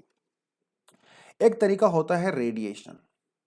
ठीक है, तो जैसे विंटर्स का समय आ गया है तो गाँव में अगर आप रहते हो तो वहां पे लोग क्या करते हैं ना, वो हाथ सेकते हैं। तो वो लकड़ी वकड़ी में कहीं उपले वगैरह में ना किसी आग लगाते हैं, तो आग लगा के वो दूर खड़े रहते हैं और दूर खड़े होते हुए भी उनको गर्मी लगने लगती है। क्यों लगती है? क्योंकि हीट ट्रांसफर होती है। अब हीट कैसे ट्रांसफर होगी?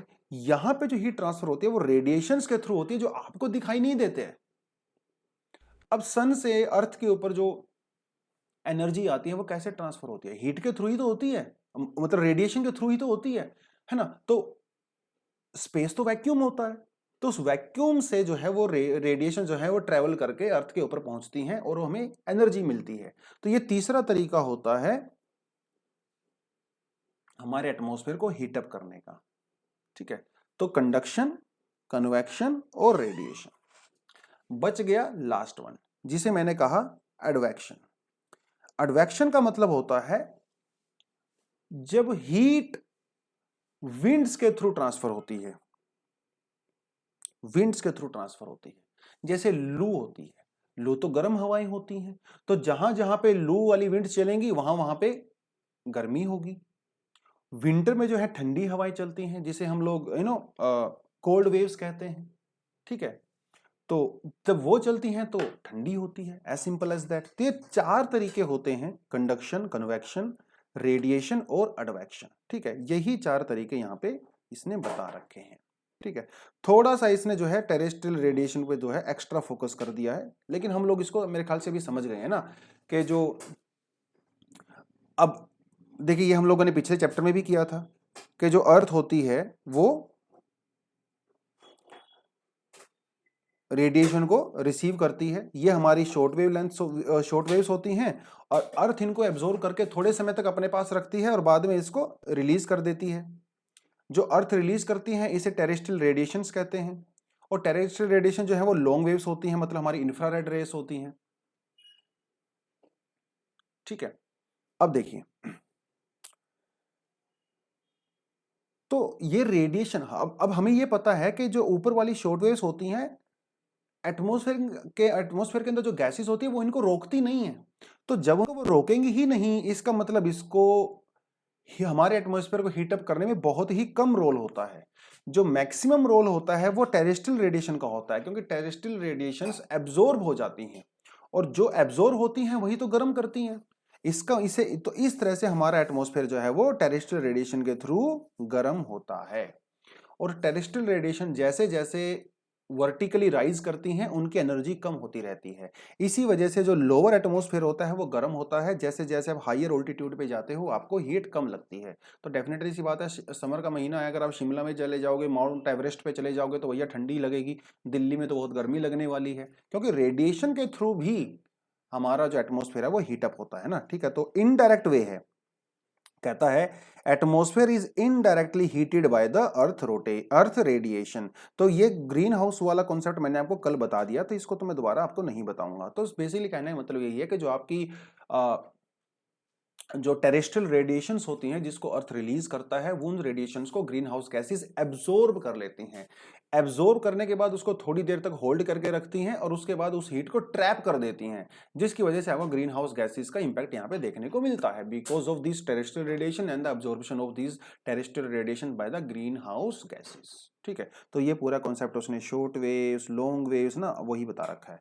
तो the energy heats up atmosphere from the below, not the above. ठीक है, अगर अबव से होता तो एटमॉस्फेयर माउंट एवरेस्ट के अंदर जो है सबसे ज्यादा गर्मी होती। खैर, now let's talk about another very important concept which is heat budget. हम सबका बजट होता है, आपका बजट भी होगा, मेरा बजट भी है ना। कुछ लोगों का बजट थोड़ा अच्छा होता है क्योंकि उनके पास इनकमिंग ज्यादा होती है, खर्चे कम होते हैं। कुछ लोगों का बजट जो है वो खराब होता है, मेरे जैसे लोगों का इनकम कम है, खर्चे ज्यादा, मतलब आमदनी अठन्नी खर्चा रुपया टाइप्स। कुछ लोग ऐसे होते हैं जिनके पास जितनी इनकम होती है उतनी ही उनकी स्पेंडिंग भी होती है और एकदम शांति से रहते हैं। तो जिन लोगों की जो शांति से रहते हैं उनके बजट को कहा जाता है बैलेंस बजट, कि भैया जितना पैसा इनकम हुआ उतना ही ज्यादा खर्चा हो गया, दैट्स इट, बैलेंस बजट। तो भारतीय सरकार, इंडियन गवर्नमेंट का जो बजट है वो कभी भी बैलेंस नहीं होता। हमारी इनकम हमेशा अठन्नी होती है, खर्चा रुपया होता है। तो हमारे बजट को कहते हैं डेफिसिट बजट। किसी किसी कंट्री का बजट जो है वो सरप्लस भी हो सकता है। आमदनी ज्यादा, जैसे फिनलैंड है ना, आमदनी बहुत ज्यादा है, खर्चे कम है, पॉपुलेशन कम है, तो रिसोर्सेज भर भर के हैं भैया, ठीक है। लेकिन जो हमारी अर्थ है ना, अर्थ का भी बजट होता है। अब अर्थ यहां कोई रुपए का लेना देना तो करता नहीं, अर्थ यहां पे हीट का लेन देन करता है। तो अर्थ भी हीट को रिसीव करता है, तो ये तो होगी उसकी आमदनी। और अर्थ जो है हीट को रिलीज भी करता है, ये हो गया हमारी अर्थ का खर्चा। लेकिन अर्थ बहुत स्मार्ट है, ये आपके जैसे मेरे जैसे नहीं है कि आमदनी ठन्नी खर्चा रुपया। अर्थ अपने बजट को बढ़िया तरीके से बैलेंस करता है। जितनी इंसोलेशन हम लोग रिसीव करते हैं उतना ही हम लोग रिलीज कर देते हैं वापस स्पेस में। इसलिए अर्थ के बजट को कहा जाता है बैलेंस हीट बजट, ठीक है, बैलेंस हीट बजट। तो कहता है कहता है the earth as a whole does not accumulate और लूज हीट। अगर अर्थ का बजट भैया हीट बजट अगर सरप्लस होता तो अर्थ इस अब तक जो है बॉयल हो चुकी होती, क्योंकि हर बार वो सरप्लस होता, हर बार हमारा टेम्परेचर इंक्रीज होता रहता। और अर्थ का हीट बजट अगर डेफिसिट होता तो अर्थ इस समय इतनी ठंडी हो चुकी होती कि हमारे यहाँ पे लाइफ पॉसिबल ही नहीं हो पाती। तो दोनों तरीके से नुकसान है। इसलिए हमारी अर्थ जो है ना बहुत स्मार्ट है, इसको पता है कि लाइफ को यहाँ पे सस्टेन करना है, और लाइफ को सस्टेन करने के लिए बजट का बैलेंस होना जरूरी है। तो जितनी हीट हम लोग अक्यूमुलेट करते हैं उतनी ही हम लोग लूज करते हैं, ठीक है। तो ये इसने यहां पे पूरा बताया हुआ है। खैर, अब जो है इसको हम लोग थोड़ा डायग्राम से समझने की कोशिश करते हैं।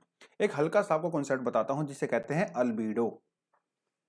अल्बीडो, देखिए हर ऑब्जेक्ट, हर सरफेस की प्रॉपर्टी होती है कि वो रेडिएशंस को, मतलब इंसोलेशन को रिफ्लेक्ट कर सकता है। जैसे मेरे हाथ में ये पेन है, अब इस पेन का जो सरफेस है, इस सरफेस की प्रॉपर्टी है कि ये कुछ इंसोलेशन को तो रिसीव कर लेता है और कुछ इंसोलेशन को डायरेक्टली रिफ्लेक्ट बैक कर देता है, मतलब उसको उसकी जरूरत नहीं है।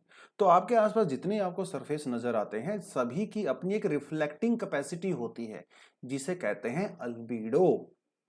उसी तरह से अर्थ का भी एक अल्बीडो होता है।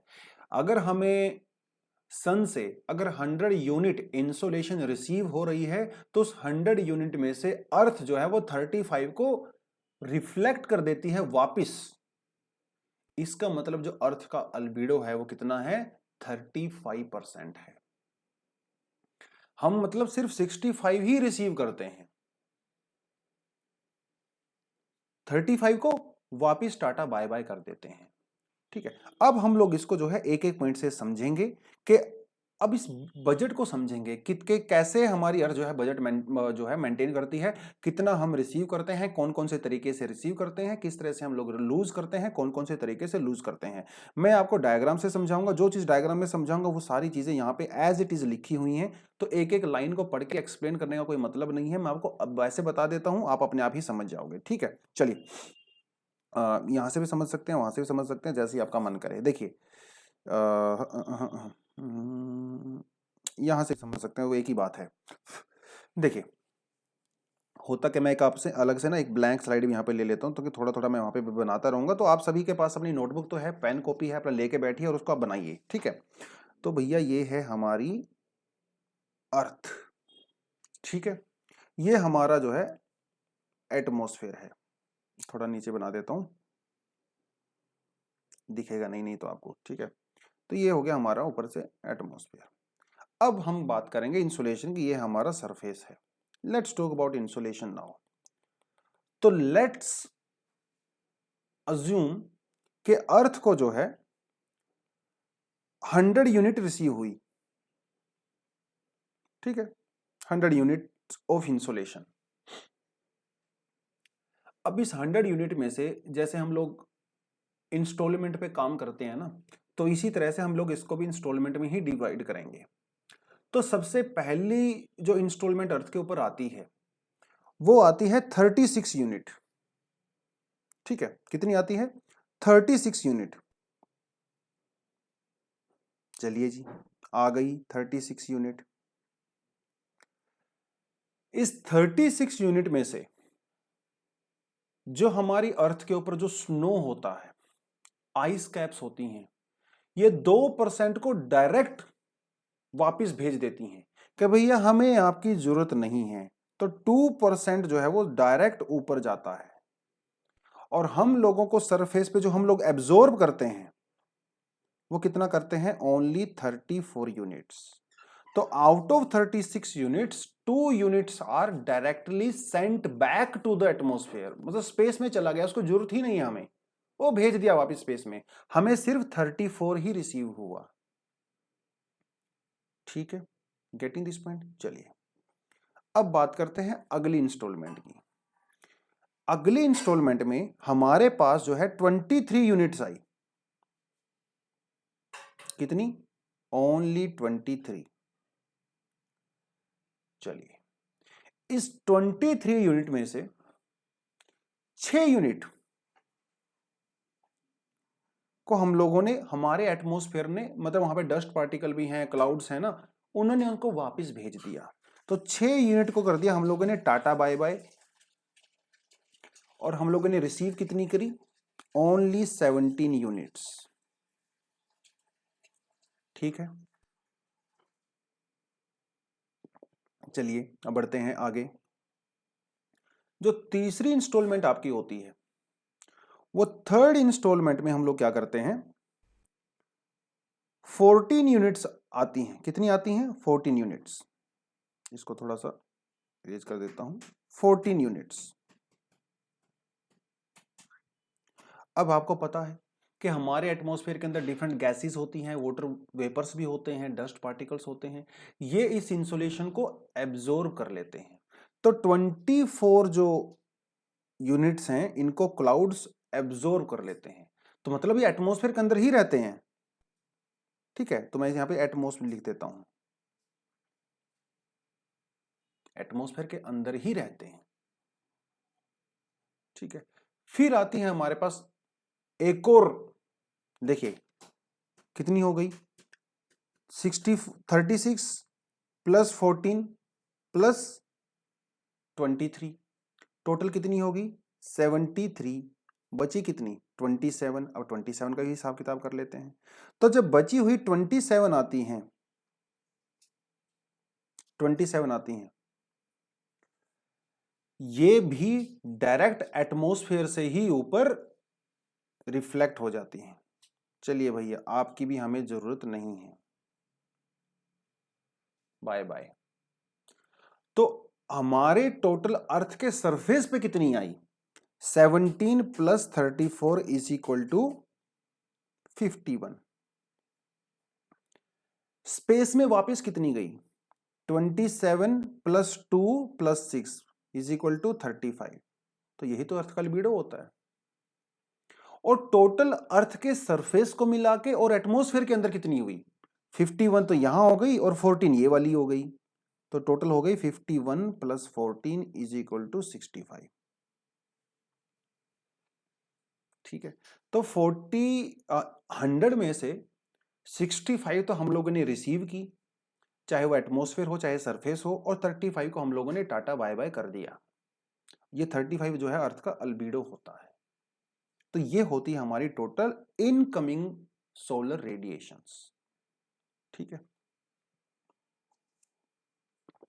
अब ये जो 65 है, अब ये तो हमारी इनकम हो गई। अब भैया खर्चा भी तो करना है, तो इस सारी की सारी 65 को अभी हम लोग वापस भेजेंगे। तो मतलब एटमॉस्फेयर से तो 14 है ही, वो तो जाएगी वापस। हमारा मेन काम है ये 51 को वापस भेजना है। भेज देते हैं, कोई बड़ी बात नहीं। ठीक है, चलिए अब भेजते हैं 51 को। तो इसको डायग्राम को बनाऊंगा तो बहुत समय लग जाएगा, क्योंकि आपको वो चीज़ समझ में आ गई है तो आप इसको आसानी से समझ सकते हो। तो अभी हम लोगों को है जो 51 का हिसाब किताब करना है। इस 51 में से सबसे पहली जो इंस्टॉलमेंट लूज होगी, मतलब अर्थ रिलीज करेगी, उस इंस्टॉलमेंट में कितनी होती है 23। तो इस 23 में से 17 तो सीधी चली गई स्पेस में, इसको कोई रोक नहीं सकता। लेकिन आउट ऑफ दिस 23 6% हमारे एटमॉस्फेयर ने ही एब्जॉर्व कर ली। ग्रीन हाउस गैसेस अभी आपको बताया था, क्योंकि ये जो 23 यहां से जा रही हैं ये लॉन्ग वेव्स हैं, और green house gases long wave को क्या करती हैं, एब्जॉर्व करती हैं। तो 6 को तो एब्जॉर्व कर लिया, 17 को वापस भेज दिया। ठीक है, रेडिएशन के थ्रू। जो 9 इंस्टॉलमेंट है, 9 यूनिट्स हैं, ये रिलीज होती हैं, लूज होती हैं कन्वेक्शन के थ्रू, क्योंकि कन्वेक्शन भी आपको बताया था। तो ये जितनी यहां से जाएंगी थ्रू कन्वेक्शन, ये सारी की सारी हमारे एटमॉस्फेयर में एब्जॉर्ब हो जाती हैं। बची हुई जो है हमारी 90। तो 19 जो है वो कंडक्शन के थ्रू, अब कंडेंसेशन के थ्रू। कंडेंसेशन आपको समझ में आ रहा है ना? कंडेंसेशन का मतलब होता है कि जब वाटर वेपर जो हैं वो वाटर में कन्वर्ट हो जाते हैं। तो जब वो वाटर वेपर वाटर में कन्वर्ट हो जाते हैं तो अपनी हीट को रिलीज करते हैं, उसे हम लोग जो है कंडेंसेशन, हीट ऑफ कंडेंसेशन भी कहते हैं, या स्पेसिफिक हीट ऑफ कंडेंसेशन भी कह सकते हैं। ठीक है, तो 19% जो है वो जब क्लाउड्स फॉर्मेशन होती है वाटर वेपर से, वो हमारे एटमॉस्फेयर के अंदर ही एब्जॉर्ब हो जाती है। और 14 हमारे एटमॉस्फेयर के अंदर पहले से थी ही, वो तो कहीं गई नहीं है। तो 14 भैया यहाँ पे पहले से थी, जो भी हम लोगों ने यहाँ पे देखा था। तो धीरे धीरे ये 14, ये 19, ये 9 और ये 6, धीरे धीरे ये जो 48 है ये भी स्लोली स्लोली एटमॉस्फेयर के अंदर, मतलब आउटर स्पेस के अंदर रिलीज हो जाती है। तो इस तरह से हमारा पूरा 51 का हिसाब किताब हमारा हो गया। तो अर्थ के सरफेस के ऊपर कितनी आई थी 51, सरफेस प्लस एटमॉस्फेयर कितनी आई थी 65, और डायरेक्ट 35 हम लोगों ने वापस भेज दिया था, बचा हुआ था 65। उस 65 में से भी हमने बाकी को वापस यहां पे भेज दिया है।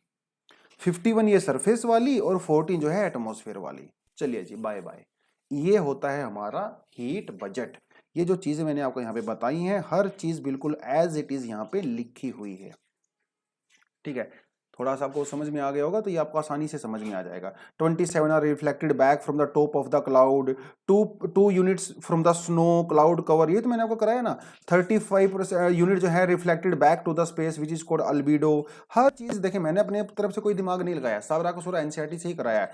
The remaining 65 unit are absorbed, वो हम लोगों ने देखा था। उस 65 में से 14 जो है वो एटमॉस्फेयर में हो गई हैं, और 51% हमारी सरफेस के ऊपर आ गई हैं। तो ये जो 51 यूनिट जो है वो टेरेस्ट्रियल रेडिएशन के रूप में जो है वापस चली जाती हैं।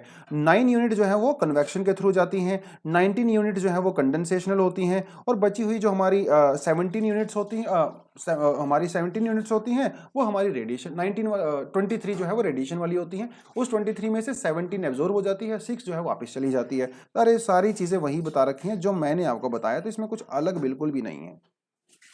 तो ये 2 डायग्राम आपको जो है याद कर लेने हैं एग्जाम के लिए। इसको अब 1-2 बार अपने हाथ से बनाओगे ना आप अपने नोटबुक में, तो आराम से याद हो जाएगा। ठीक है, तो यहाँ पे जो चीजें पैराग्राफ की फॉर्म में लिखी हुई हैं, आप इसको अलग अलग से लिख सकते हो, एक लिस्ट बना के लिख सकते हो, और उसका हिसाब किताब रख सकते हो। तो this is how we do our heat budget. ठीक है, and this heat budget is very very balanced. अभी हमें एक चीज की चिंता है। किस चीज की चिंता है? क्योंकि ये जो अर्थ का अल्बीडो है ना, ये समय के साथ चेंज हो रहा है, और यही चिंता हमें खाई जा रही है। अर्थ का अल्बीडो जो है वो 35 है इस समय, लेकिन यह अल्बीडो धीरे धीरे कम हो रहा है because of the climate change. Climate change की वजह से जो हमारे स्नो पीक्स थे, है ना, वो मेल्ट हो रहे हैं, जिसकी वजह से जो रिफ्लेक्ट हम लोग कर रहे थे, जो वो 2% हम लोग रिफ्लेक्ट कर रहे थे ना, अभी वो कम हो रहा है, जिसकी वजह से हमारा जो अल्बीडो है वो जो है डिक्रीज हो रहा है। और जब अल्बीडो डिक्रीज होने का सीधा सीधा सा मतलब यह है कि अर्थ का जो है इंसोलेशन जो हम लोग रिसीव करते हैं उसका अमाउंट इंक्रीज हो रहा है। उसके अमाउंट इंक्रीज होने का मतलब फर्दर टेम्परेचर इंक्रीज होना, फर्दर टेम्परेचर इंक्रीज होना मतलब अल्बीडो फर्दर कम होना। तो ये एक पॉजिटिव लूप, फीडबैक लूप बन जाता है, और ये लगातार चलता रहता है। मतलब क्लाइमेट चेंज फर्दर अपने आप को खुद इंटेंसिफाई करता रहता है। तो एक बार ये विशियस साइकिल चल गया ना तो वो चलता रहता है। सोच के आपको ऐसा लगेगा सर ये 1-2% में क्या ही फर्क पड़ता होगा, ठीक है ना, 1-आधा% हो गया तो क्या ही बड़ी बात हो गई। भैया हमारा जो वाटर होता है ना वो बहुत सेंसिटिव होता है। 0% पे तो आइस है, 0.1% पे वाटर है, तो इसको 1-2% की जरूरत नहीं है, 0.1% ही इसके लिए एनफ होता है। 0% पे आइस फ्रोजन स्टेज में और 0.1 पे मेल्ट हो जाता है। यही तो करेक्टर होता है वाटर का। तो ये जो आपको हम 1-2% बोलते हैं ना, क्लाइमेट बहुत सेंसिटिव होता है। हल्का सा टेम्परेचर का वेरिएशन बहुत कुछ कर सकता है। ठीक है, चलिए यहां तक हो गया। अभी कितना चैप्टर बचा है? अभी थोड़ा सा और बचा है। ठीक है, देखिए कर लेते हैं। Now let's talk about the variation in the net heat budget eight the earth surface. अब ये हीट बजट के अंदर जो है किस तरह से वेरिएशंस होती हैं। देखिए सीधी सी बात है भैया, जो हमारा सन होता है वो तो ट्रॉपिक्स के बीच में ही ज्यादा रहता है, तो इसका मतलब जो ट्रॉपिक्स के बीच में हमें ज्यादा हीट रिसीव होती है, तो 40 डिग्री नॉर्थ और 40 डिग्री साउथ के बीच में सरप्लस होता है, 40 डिग्री से 90 डिग्री के बीच में डेफिसिट होता है। ये हमारा हीट डेफिसिट रीजन होता है। Beyond 40 to 40 heat surplus region होता है। तो अर्थ अपने आप को बैलेंस करती है, टेम्परेचर डिस्ट्रीब्यूशन होता है। तो इसका मतलब जो हीट है वो सरप्लस एरिया से डेफिसिट एरिया की तरफ ट्रांसफर होती है। किस कैसे ट्रांसफर होती है? विंड के थ्रू ट्रांसफर होती है, ओशियन करंट्स के थ्रू ट्रांसफर होती है। यही तो ट्रांसफर का तरीका होता है ना। तो इसीलिए अर्थ जो है अपने आप को, देखिए अगर ये ट्रांसफर ना होता तो 40 डिग्री नॉर्थ और 40 डिग्री के साउथ के बीच में तो इस समय सब कुछ मेल्ट हो चुका होता, और बियॉन्ड 40 डिग्री सब कुछ फ्रोजन हो चुका होता।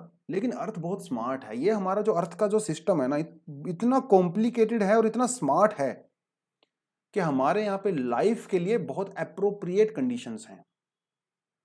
ठीक है, इसलिए तो हमारे यहाँ पे अर्थ पे लाइफ पाई जाती है। चलिए आगे बढ़ते हैं। Let's talk about temperature. तो एक टर्म होती है हीट, एक टर्म होती है टेम्परेचर। ठीक है, दोनों में फर्क होता है। देखिए कोई जनरल साइंस की क्लास नहीं है कि मैं आपको, है ना, वो चीज़ें बताऊं कि टेम्परेचर और ये वो सब फॉर्मूला वगैरह से, लेकिन हाँ थोड़ा सा आपको बता देता हूं कि जो हीट होता है दोस्तों, ये किसी भी सरफेस की, किसी भी रीजन की, किसी भी ऑब्जेक्ट की हॉटनेस और कूलनेस का मेजर होता है। मतलब एक दूसरे टर्म में अगर आपको बताऊं, अगर आप इस यहाँ पे थोड़ा कंफ्यूज हो जाओगे, किसी भी ऑब्जेक्ट के अंदर कुछ मॉलिक्यूल्स होते हैं और वो मॉलिक्यूल्स वाइब्रेशन करते हैं। जितना ज्यादा वो वाइब्रेशन करते हैं उतनी ही उनके अंदर हीट होती है। जितना ज्यादा वो आपस में कोलाइड करते हैं उतना ही उनके अंदर हीट होता है। That is called heat. मतलब हर सिंगल मॉलिक्यूल की जो काइनेटिक एनर्जी होती है वो हीट होती है, और उस पूरे ऑब्जेक्ट की जो एवरेज काइनेटिक एनर्जी, मतलब समझ लीजिए कि एवरेज जो उसके अंदर हीट होती है वो होता है आपका टेम्परेचर। ठीक है, वो होता है आपका टेम्परेचर। तो उसके बारे में कह रहा है, कहता है heat represents the molecular movement of the particles comprising a substance. किसी भी सब्सटेंस के अंदर जो मॉलिक्यूल्स पाए जाते हैं उनकी मूवमेंट को कहते हैं हीट। जबकि temperature is the measurement of the degree of how hot और how cool a thing is. तो कितना गर्म है कितना ठंडा है ये बताता है आपको टेम्परेचर, और उसके मॉलिक्यूल्स के अंदर कितनी एनर्जी है वो आपको बताता है हीट। काफी क्लोज होते हैं लेकिन रिलेटेड होते हैं। एक एग्जांपल आपको देता हूं, ओशियंस। अगर आप ओशियंस का टेम्परेचर की बात करो तो ओशियंस का जो है एवरेज टेम्परेचर जो है वो इट इज अराउंड, अगर हम अर्थ के एवरेज उसकी बात करें तो इट इज लाइक 15 डिग्री के आसपास। लेकिन अगर आप इंडिविजुअल मॉलिक्यूल्स की एनर्जी को अगर आप मेजर करने लगोगे ना तो बहुत ज्यादा हीट है। ओशियंस की जो एवरेज हीट टेम्परेचर होता है वो इतना ज्यादा नहीं होता, लेकिन जो ओशियंस के अंदर हीट होती है, स्टोर जो हीट होती है उसके मॉलिक्यूल्स के अंदर, वो बहुत ज्यादा होती है। तो टेम्परेचर से हीट को मत देखिए, टेम्परेचर तो एवरेज होता है और हीट जो है वो हर मॉलिक्यूल का इंडिविजुअल कैपेसिटी होती है। ठीक है, अब बात करते हैं कि अर्थ के ऊपर जो टेम्परेचर डिस्ट्रीब्यूशन होता है इसको कौन कौन से फैक्टर कंट्रोल करते हैं। आसान सा है, ये तो बहुत आसान है। पहला होता है लैटिट्यूड, ठीक है, क्योंकि लैटिट्यूड की वजह से इंसोलेशन इंपैक्ट होती है और इंसोलेशन से टेम्परेचर इंपैक्ट होता है। तो lower latitude more insolation more temperature, higher latitude less insolation less temperature. That is why जो टेम्परेट एरिया पोलर एरिया होते हैं वहां पे ठंडी होती है, ट्रॉपिकल एरियाज में गर्मी होती है, मतलब सरप्लस होता है। दूसरा जो चीज होती है आपकी ऑल्टीट्यूड, क्योंकि हमें पहले से ही पता है कि जो हमारा एटमॉस्फेयर जो है वो टेरेस्ट्रियल रेडिएशंस की वजह से हीटअप होता है, और जैसे जैसे आप ऑल्टीट्यूड में हाई जाते रहते हो वैसे वैसे जो है आपके रेडिएशंस की पावर भी कम होती रहती है। तो इसीलिए से लोअर ऑल्टीट्यूड्स पे टेम्परेचर ज्यादा होता है, हायर ऑल्टीट्यूड्स पे टेम्परेचर कम होता है। ये हम लोगों ने पिछले चैप्टर में भी किया था जब मैंने आपको ट्रोपोस्फियर के बारे में बताया था। क्या बताया था? 165 मीटर ऑल्टीट्यूड जाने में 1 डिग्री सेंटीग्रेड टेम्परेचर कम होता है, जिसे कहते हैं हम लोग लैप्स रेट। मतलब हर 1 किलोमीटर के बाद 6.5 डिग्री सेंटीग्रेड टेम्परेचर कम हो जाता है, ठीक है। तो ऑल्टीट्यूड भी एक बहुत बड़ा फैक्टर होता है टेम्परेचर डिस्ट्रीब्यूशन को लेके। जो हायर ऑल्टीट्यूड पे जो प्लेसेस होंगे दे वुड बी कूल, और जो लोअर एल्टीट्यूड पे जो प्लेसेस होंगे दे वुड बी वार्म। फिर आता है डिस्टेंस फ्रॉम द सी। जो कोस्टल एरियाज में जो सिटीज होती हैं जैसे मुंबई है, चेन्नई वगैरह है, यहां पे you will not find very extreme temperatures जैसे दिल्ली में होता है। दिल्ली तो कॉन्टिनेंटल है ना, यहाँ पे कॉन्टिनेंटलिटी का फर्क पड़ता है, लैंड के बीच में है भैया, है ना। तो वहां पे आपको एक्सट्रीम टेम्परेचर देखने को नहीं मिलेगा। विंटर में बहुत कम टेम्परेचर नहीं होता, समर में भी बहुत ज्यादा टेम्परेचर नहीं होता। तो ये डिस्टेंस फ्रॉम द सी, जितना ज्यादा सी से ओशियन से आपका डिस्टेंस होगा उतना ही ज्यादा एक्सट्रीम वेरिएशंस आपको देखने को मिलेंगे। ये फर्क होता है, क्योंकि आपका जो सी होता है ना, पानी की कैपेसिटी होती है, पानी बहुत स्लोली स्लोली ठंडा होता है और स्लोली स्लोली गर्म होता है। इसे कहते हैं मॉडरेटिंग इन्फ्लुएंस। तो जो स्थान, जो प्लेस ओशन के पास होते हैं वहां पे मॉडरेटिंग इन्फ्लुएंस होता है, मतलब वहां का पानी धीरे धीरे गर्म होता है, धीरे धीरे ठंडा होता है, वहां पे लैंड और सी ब्रीज भी चलती है। तो दिन के समय में ओशन की तरफ से हवाएं चलती हैं जो उसको ठंडा रखती हैं, रात के समय में लैंड से ओशन की तरफ हवाएं चलती हैं, जिसे कहते हैं मॉडरेटिंग इंपैक्ट। क्योंकि हमारा जो लैंड होता है, लैंड वो बहुत जल्दी ठंडा होता है, बहुत जल्दी गर्म होता है, इसीलिए लैंड पे ज्यादा वेरिएशंस आपको देखने को मिलती हैं, ठीक है। लैंड सी ब्रीज तो आपको अच्छे से पता ही होगा, तो इसको बताने की आपको जरूरत नहीं है, ठीक है। तो ये जो हवाएं ओशन की तरफ से चलती हैं this is called sea breeze, और जो हवाएं लैंड की तरफ से चलती हैं इसे कहते हैं लैंड ब्रीज, ठीक है। तो अगर आप यहाँ पे बैठे हो दिन में और रात में, दिन में भी आपको बहुत गर्मी नहीं लगेगी, रात को बहुत ठंडी नहीं लगेगी, क्योंकि हवाएं चलती रहती हैं, इसका इन्फ्लुएंस होता है यहाँ पे, जिसे कहते हैं मॉडरेटिंग इंपैक्ट। इसलिए मुंबई वगैरह में जाओगे आप तो ये सब आपको वहाँ पे देखने को मिलेगा। दिल्ली में बैठे हो तो आपको सर्दियों में बहुत कम टेम्परेचर और विंटर्स में बहुत ज़्यादा टेम्परेचर देखने को मिलता है। अगला होता है आपका air mass and the ocean currents. Air mass क्या होता है? वैसे इसने यहाँ पे एयर मास के बारे में बताया नहीं क्या होता है, हल्का सा मैं आपको आइडिया दे देता हूँ। एयर मास का मतलब होता है कि एयर जब बहुत बड़े एरिया में जब एयर होती है उसे कहते हैं air mass. A huge chunk of air which is situated on a particular area for a period of time, हफ्ते 2 हफ्ते तक, तो एयर मास उसको बोलते हैं। एयर मास की एक कैपेसिटी ये होती है कि एयर मास के अंदर जो क्लाइमेटिक कंडीशंस होती है वो ऑलमोस्ट होमोजीनियस होती हैं, मतलब वहां पे टेम्परेचर और प्रेशर ऑलमोस्ट सिमिलर होता है पूरे एयर मास में। मतलब यहाँ पे ये समझ लीजिए कि कंपनी का असर हो जाता है, जैसी संगत वैसी रंगत। आप समझ के देखिए एग्जांपल के तौर पे कि ये साइबेरियन एरिया है, अब यहाँ पे एयर है, अगर अब साइबेरियन तो ठंडा होता है, अब अगर कोई एयर का टुकड़ा बहुत बड़ा ह्यूज मास ऑफ एयर अगर वो साइबेरियन रीजन में हफ्ते 2 हफ्ते तक रुक गया, तो क्या वहां के सरफेस वाली प्रॉपर्टीज एयर के अंदर नहीं आएंगी? 100% आएंगी। लोकल वेरिएशन हेयर देयर हो सकती है, बट मोर और लेस इस एयर मास के अंदर वैसी ही कैरेक्टरिस्टिक्स आ जाएंगी जैसे वहां पे सरफेस पे कैरेक्टरिस्टिक्स होती हैं। मतलब ये ठंडा होगा, डेंस होगा, ठीक है, डेंस होगा, लेकिन उसके अपोजिशन में अगर कोई अगर कोई बहुत बड़ा एयर मास अगर किसी ट्रॉपिकल एरियाज में है, जैसे मान लो कोई सहारा रीजन में है, तो उसका करेक्टर क्या होगा? उसका करेक्टर वही होगा जो वहां पे सरफेस का करेक्टर होगा। तो ये जो लैंड मास होते हैं ना, इनके ऊपर भी फर्क पड़ता है टेम्परेचर के डिस्ट्रीब्यूशन का। अगर कोई ओशन के ऊपर है तो उसके अंदर मैरीटाइम इंपैक्ट होगा, अगर कोई लैंड के ऊपर है तो कॉन्टिनेंटल इंपैक्ट होगा, अगर कोई लैंड के ऊपर है और पोलर रीजन में है तो कॉन्टिनेंटल पोलर उसको बोलते हैं, अगर कोई ट्रॉपिकल रीजन में है और ओशियन के अंदर है उसे मैरीटाइम ट्रॉपिकल बोलते हैं। ये टॉपिक अलग है, इसको अलग से करेंगे, लेकिन मेरे ख्याल से अभी अब एयर मास का कॉन्सेप्ट समझ गए होंगे। Air mass is a huge chunk of air which is situated on a particular area for a given period of time. हफ्ते 2 हफ्ते का टाइम होता है, एंड होता क्या है, over a period of time that air acquires the property of that surface. More or less climatic conditions, especially temperature and air pressure, little bit humidity, is homogeneous in that air mass. That is the characteristics of air mass. अब air mass की एक और property होती है कि these air masses are not stationary. वो move करते रहते हैं, और जहां जहां भी वो मूव करेंगे वहां वहां पे अपनी कैरेक्टरिस्टिक्स को छोड़ते चले जाएंगे। अब अगर कोई ठंडा एयर मास किसी गर्म जगह पे आ गया होगा तो क्या वो गर्म जगह को इंपैक्ट नहीं करेगा? 110% करेगा। इसी को तो कहते हैं temperature distribution. So this is also one of the factor जिसकी वजह से आपको टेम्परेचर डिस्ट्रीब्यूशन पे फर्क पड़ता है। तो वो एयर मास जो है गर्म करेगा, कोल्ड एयर मास जो है वो ठंडा करेगा, दैट्स इट। और इसी तरह से आपके ओशन करंट भी होते हैं। देखिए अभी तक हम लोगों ने ओशन करंट वाला टॉपिक किया नहीं, ठीक है, जब ओशन करंट वाले टॉपिक को करेंगे तब इसको हम लोग अच्छे से समझेंगे।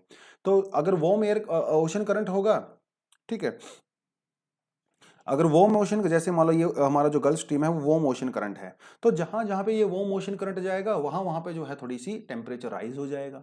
जहां जहां पे कोल्ड एयर ओशन करंट होंगे वहां वहां पे थोड़ी सी ठंडी हो जाएगी।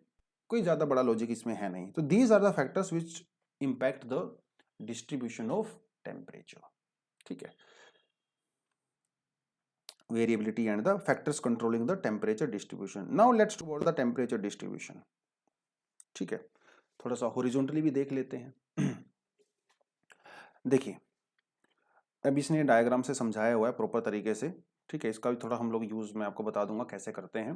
पहले उसको थोड़ा मैं अपने तरीके से आपको समझा देता हूँ। यहाँ पे एक टर्म यूज होने वाली है जिसे कहते हैं आइसोथर्म, ठीक है, आइसोथर्म। थर्म का मतलब होता है थर्मल, थर्मल का मतलब होता है टेम्परेचर, और आइसो का मतलब होता है इक्वल, बराबर, सिमिलर। तो आइसोथर्म उस लाइन को बोलते हैं जहां जो इक्वल टेम्परेचर वाली जगह को आपस में ज्वाइन करती है, that is called your isotherm, ठीक है। जैसे मान लो मैं एग्जांपल के तौर पे मान लूं, जैसे ये कोई पर्टिकुलर एरिया है। अब यहाँ का टेम्परेचर जो है वो 10 डिग्री सेंटीग्रेड है, यहाँ का टेम्परेचर जो है 10 डिग्री सेंटीग्रेड है, यहाँ का टेम्परेचर भी जो है 10 डिग्री सेंटीग्रेड है, यहाँ का टेम्परेचर भी जो है 10 डिग्री सेंटीग्रेड है। तो अगर मैं इन सारी जगह को आपस में जोड़ दूं, दिस इज योर आइसोथर्म, ठीक है। हमारी अर्थ के ऊपर अगर आप आइसोथर्म को देखो तो ये रहे आपके आइसोथर्म, ठीक है। तो मेरे ख्याल से भी आइसोथर्म का मतलब समझ गए होंगे। तो जिन जिन जगह को ये लाइन जोड़ रही है, मतलब यहाँ पे टेम्परेचर जो है वो एक जैसा है, 0 डिग्री सेंटीग्रेड। देखो यहाँ पे दिखा हुआ है, जनवरी के महीने का है, आइसोथर्म है। अगर आप इस तरह आइसोथर्म को देखोगे यहाँ पे, तो ये हमारा जो आइसोथर्म है ये कितना है, ये -25 वाला आइसोथर्म है। तो इन सारी जगह पे -25 डिग्री टेम्परेचर है।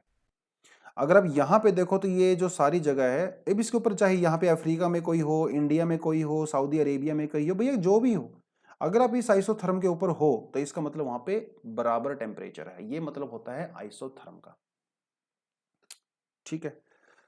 तो ये चीज अगर आप समझ गए होंगे तो आगे आने वाली चीजें आपको आसानी से समझ में आ जाएंगी, ठीक है। देखिए इस टॉपिक को जब मैं क्लास में करवाऊंगा, जब हम लोग प्रॉपर क्लासेस स्टार्ट करेंगे तो इसको बिल्कुल अलग तरीके से करवाऊंगा, because it is very time taking topic, it will take at least 1 hour. ये अकेला टॉपिक 1 घंटा ले लेता है। लेकिन जब हम इसको एनसीईआरटी के परस्पेक्टिव से कर रहे हैं तो अपनी जो एक्सप्लेनेशन है वो एनसीईआरटी तक ही लिमिटेड रखूंगा, ठीक है, क्योंकि इतना समय फिर वो 3-4 घंटे की एनसीईआरटी हो जाती है कि एक चैप्टर का कोई मतलब नहीं है। अब आपको ये समझने की जरूरत है कि आइसोथर्म उन जगह को जोड़ते हैं, लाइन प्लेसेस को जोड़ते हैं जिनका इक्वल टेम्परेचर होता है। अब देखिए, क्योंकि ये जो है जनवरी के महीने का है, मतलब विंटर के समय का है। अब एक चीज आपको पहले से ही पता है कि जो वार्म ओशन करंट होते हैं, वार्म ओशन करंट जहां जहां जाते हैं वहां वहां पे टेम्परेचर इंक्रीज होता रहता है, ठीक है। और जो आपकी लैंड होती है, अब ये क्योंकि विंटर का समय है तो विंटर में तो लैंड काफी ठंडी होती है। As compare to land, winter में ओशन जो है कंपेरेटिवली गर्म होते हैं, लैंड ठंडी होती है विंटर में, लेकिन समर में लैंड गर्म होती है, ओशंस ठंडे होते हैं। अब यहां पे क्योंकि हम लोग समर की बात कर रहे हैं, अभी आप जो है इस 10 डिग्री वाले आइसोथर्म को देखिए, ठीक है, आराम से जा रहा था, लेकिन जैसे ही यहां पे पहुंचा तो एकदम से ऊपर की तरफ चला गया। क्यों चला गया? क्योंकि यहां पे वार्म ओशन करंट है, ठीक है। आगे चलिए, इसको देखिए, 0 डिग्री सेंटीग्रेड वाले को देखिए, यहां पे आराम से आ रहा था, लेकिन जैसे इसने ओशन के अंदर एंट्री किया तो ये नॉर्थवर्ड मुड़ गया। क्यों? क्योंकि यहां पे वार्म ओशन करंट है, नॉर्थ अटलांटिक ड्रिफ्ट है यहां पे, है ना। और क्योंकि यहां पे वार्म ओशन करंट है इसीलिए ये नॉर्थवर्ड शिफ्ट हो गया, लेकिन जैसे ही ये लैंड के ऊपर आया ये साउथवर्ड शिफ्ट हो गया, क्योंकि लैंड जो है वो काफी ठंडी होती है एज कंपेयर टू वाटर। और जैसे ही दोबारा से इसने पैसिफिक ओशन के अंदर एंट्री किया ये फिर से इंक्रीज हो गया, नॉर्थवर्ड चला गया। ये मतलब होता है इसका। मतलब विंटर के समय में आपके जो आइसोथर्म होते हैं, जब वो लैंड से वाटर की तरफ जाते हैं तो वो नॉर्थवर्ड शिफ्ट हो जाते हैं, और विंटर के समय में जब आपके आइसोथर्म ओशियन से लैंड की तरफ आते हैं तो वो इक्वेटर की तरफ शिफ्ट हो जाते हैं।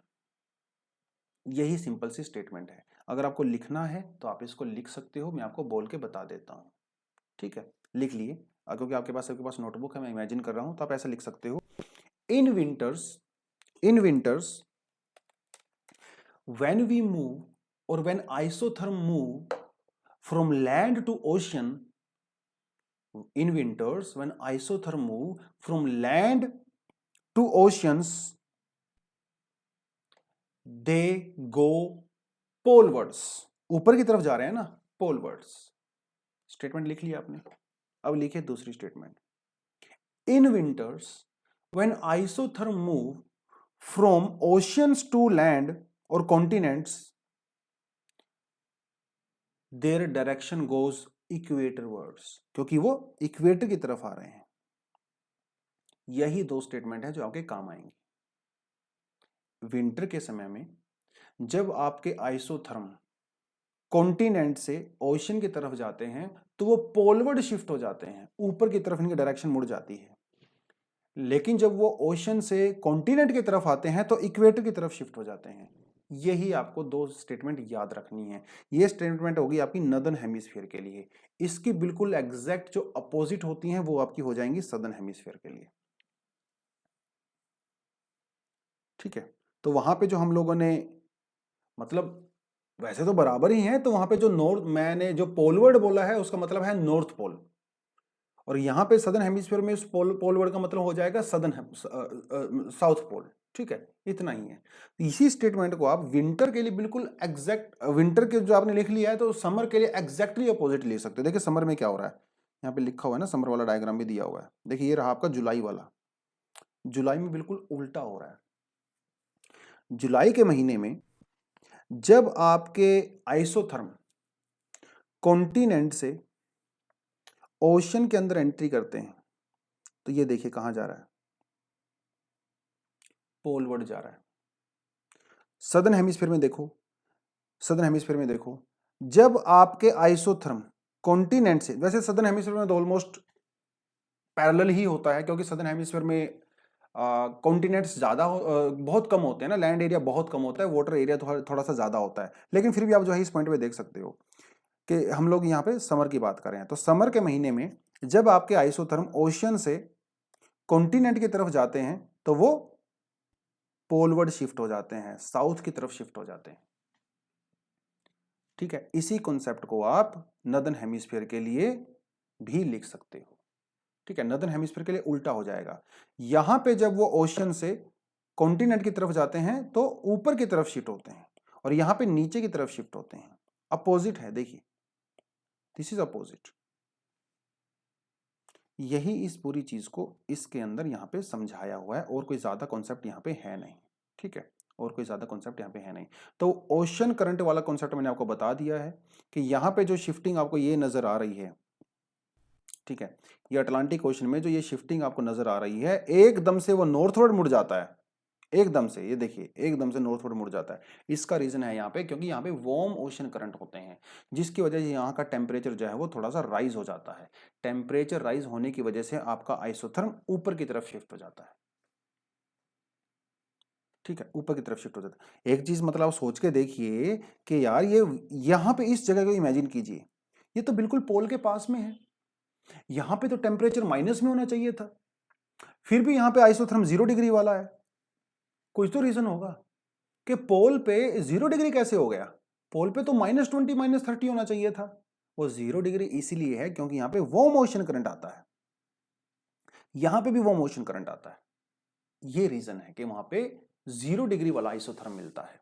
ठीक है, तो वही इसने चीज यहाँ पे भी बता रखी है। कहता है कि -20 डिग्री वहां पे जो है it is much pronounce the Siberian plain. Siberia में अगर आप देखो, साइबेरिया में अगर आप देखो इस रीजन में देखिए एकदम से साउथ में मुड़ गया, एकदम से साउथ में मुड़ गया।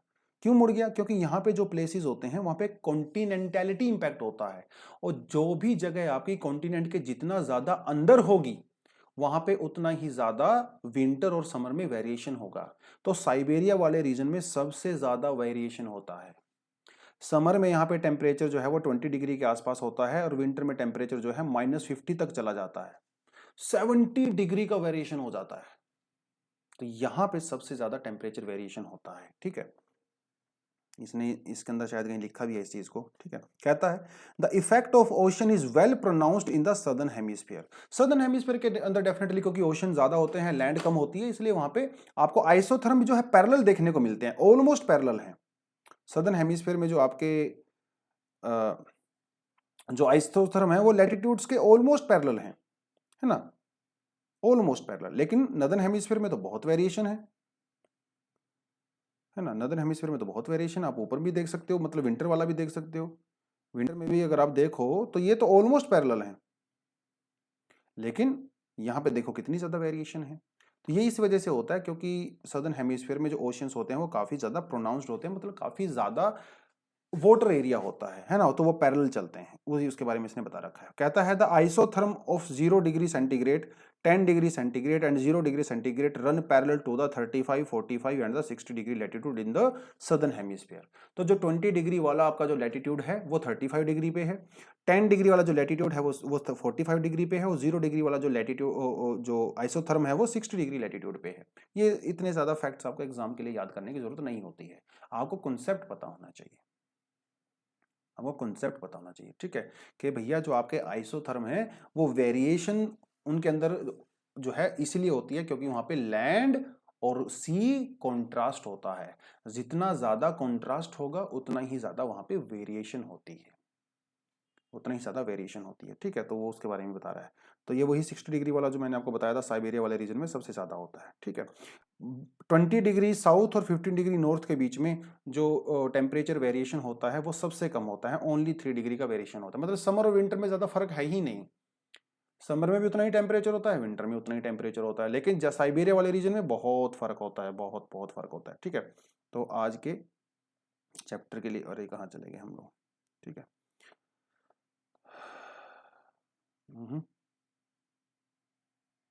ठीक है, तो ये आज के चैप्टर में हम लोग इतना ही करेंगे। हालांकि मैंने सोचा नहीं था इतना बड़ा चैप्टर हो जाएगा, दिखने में छोटा लग रहा है, लेकिन कॉन्सेप्ट जो क्लाइमेटोलॉजी के जो कॉन्सेप्ट है ना काफ़ी डीप है। तो जैसे जैसे हम लोग इसमें आगे बढ़ते रहेंगे और ज़्यादा क्लैरिटी हमें आती रहेगी। जब हम लोग इंडियन ज्योग्राफी पढ़ेंगे तब भी मैं आपको ये सारी चीज़ें दोबारा से रिपीट करवाऊंगा, क्योंकि वहाँ पर भी हम लोग जब मानसून वगैरह पढ़ेंगे तो क्लाइमेट के कॉन्सेप्ट आने वाले हैं, तो वहाँ पर भी इन चीज़ों को रिपीट करेंगे। तो ये चिंता नहीं करनी है। अगर आपको चीज़ एक बार में समझ नहीं आई है तो दोबारा से आप एनसीईआरटी पढ़िए, दोबारा से आके वीडियो को देखिए, और ज़्यादा क्लैरिटी आपको डेफिनेटली हो जाएगी। या फिर जब हम लोग दोबारा से करेंगे तब आप उसको कर सकते हो। चलिए, so that is all for the day. Thank you very much, all the best, जय हिंद।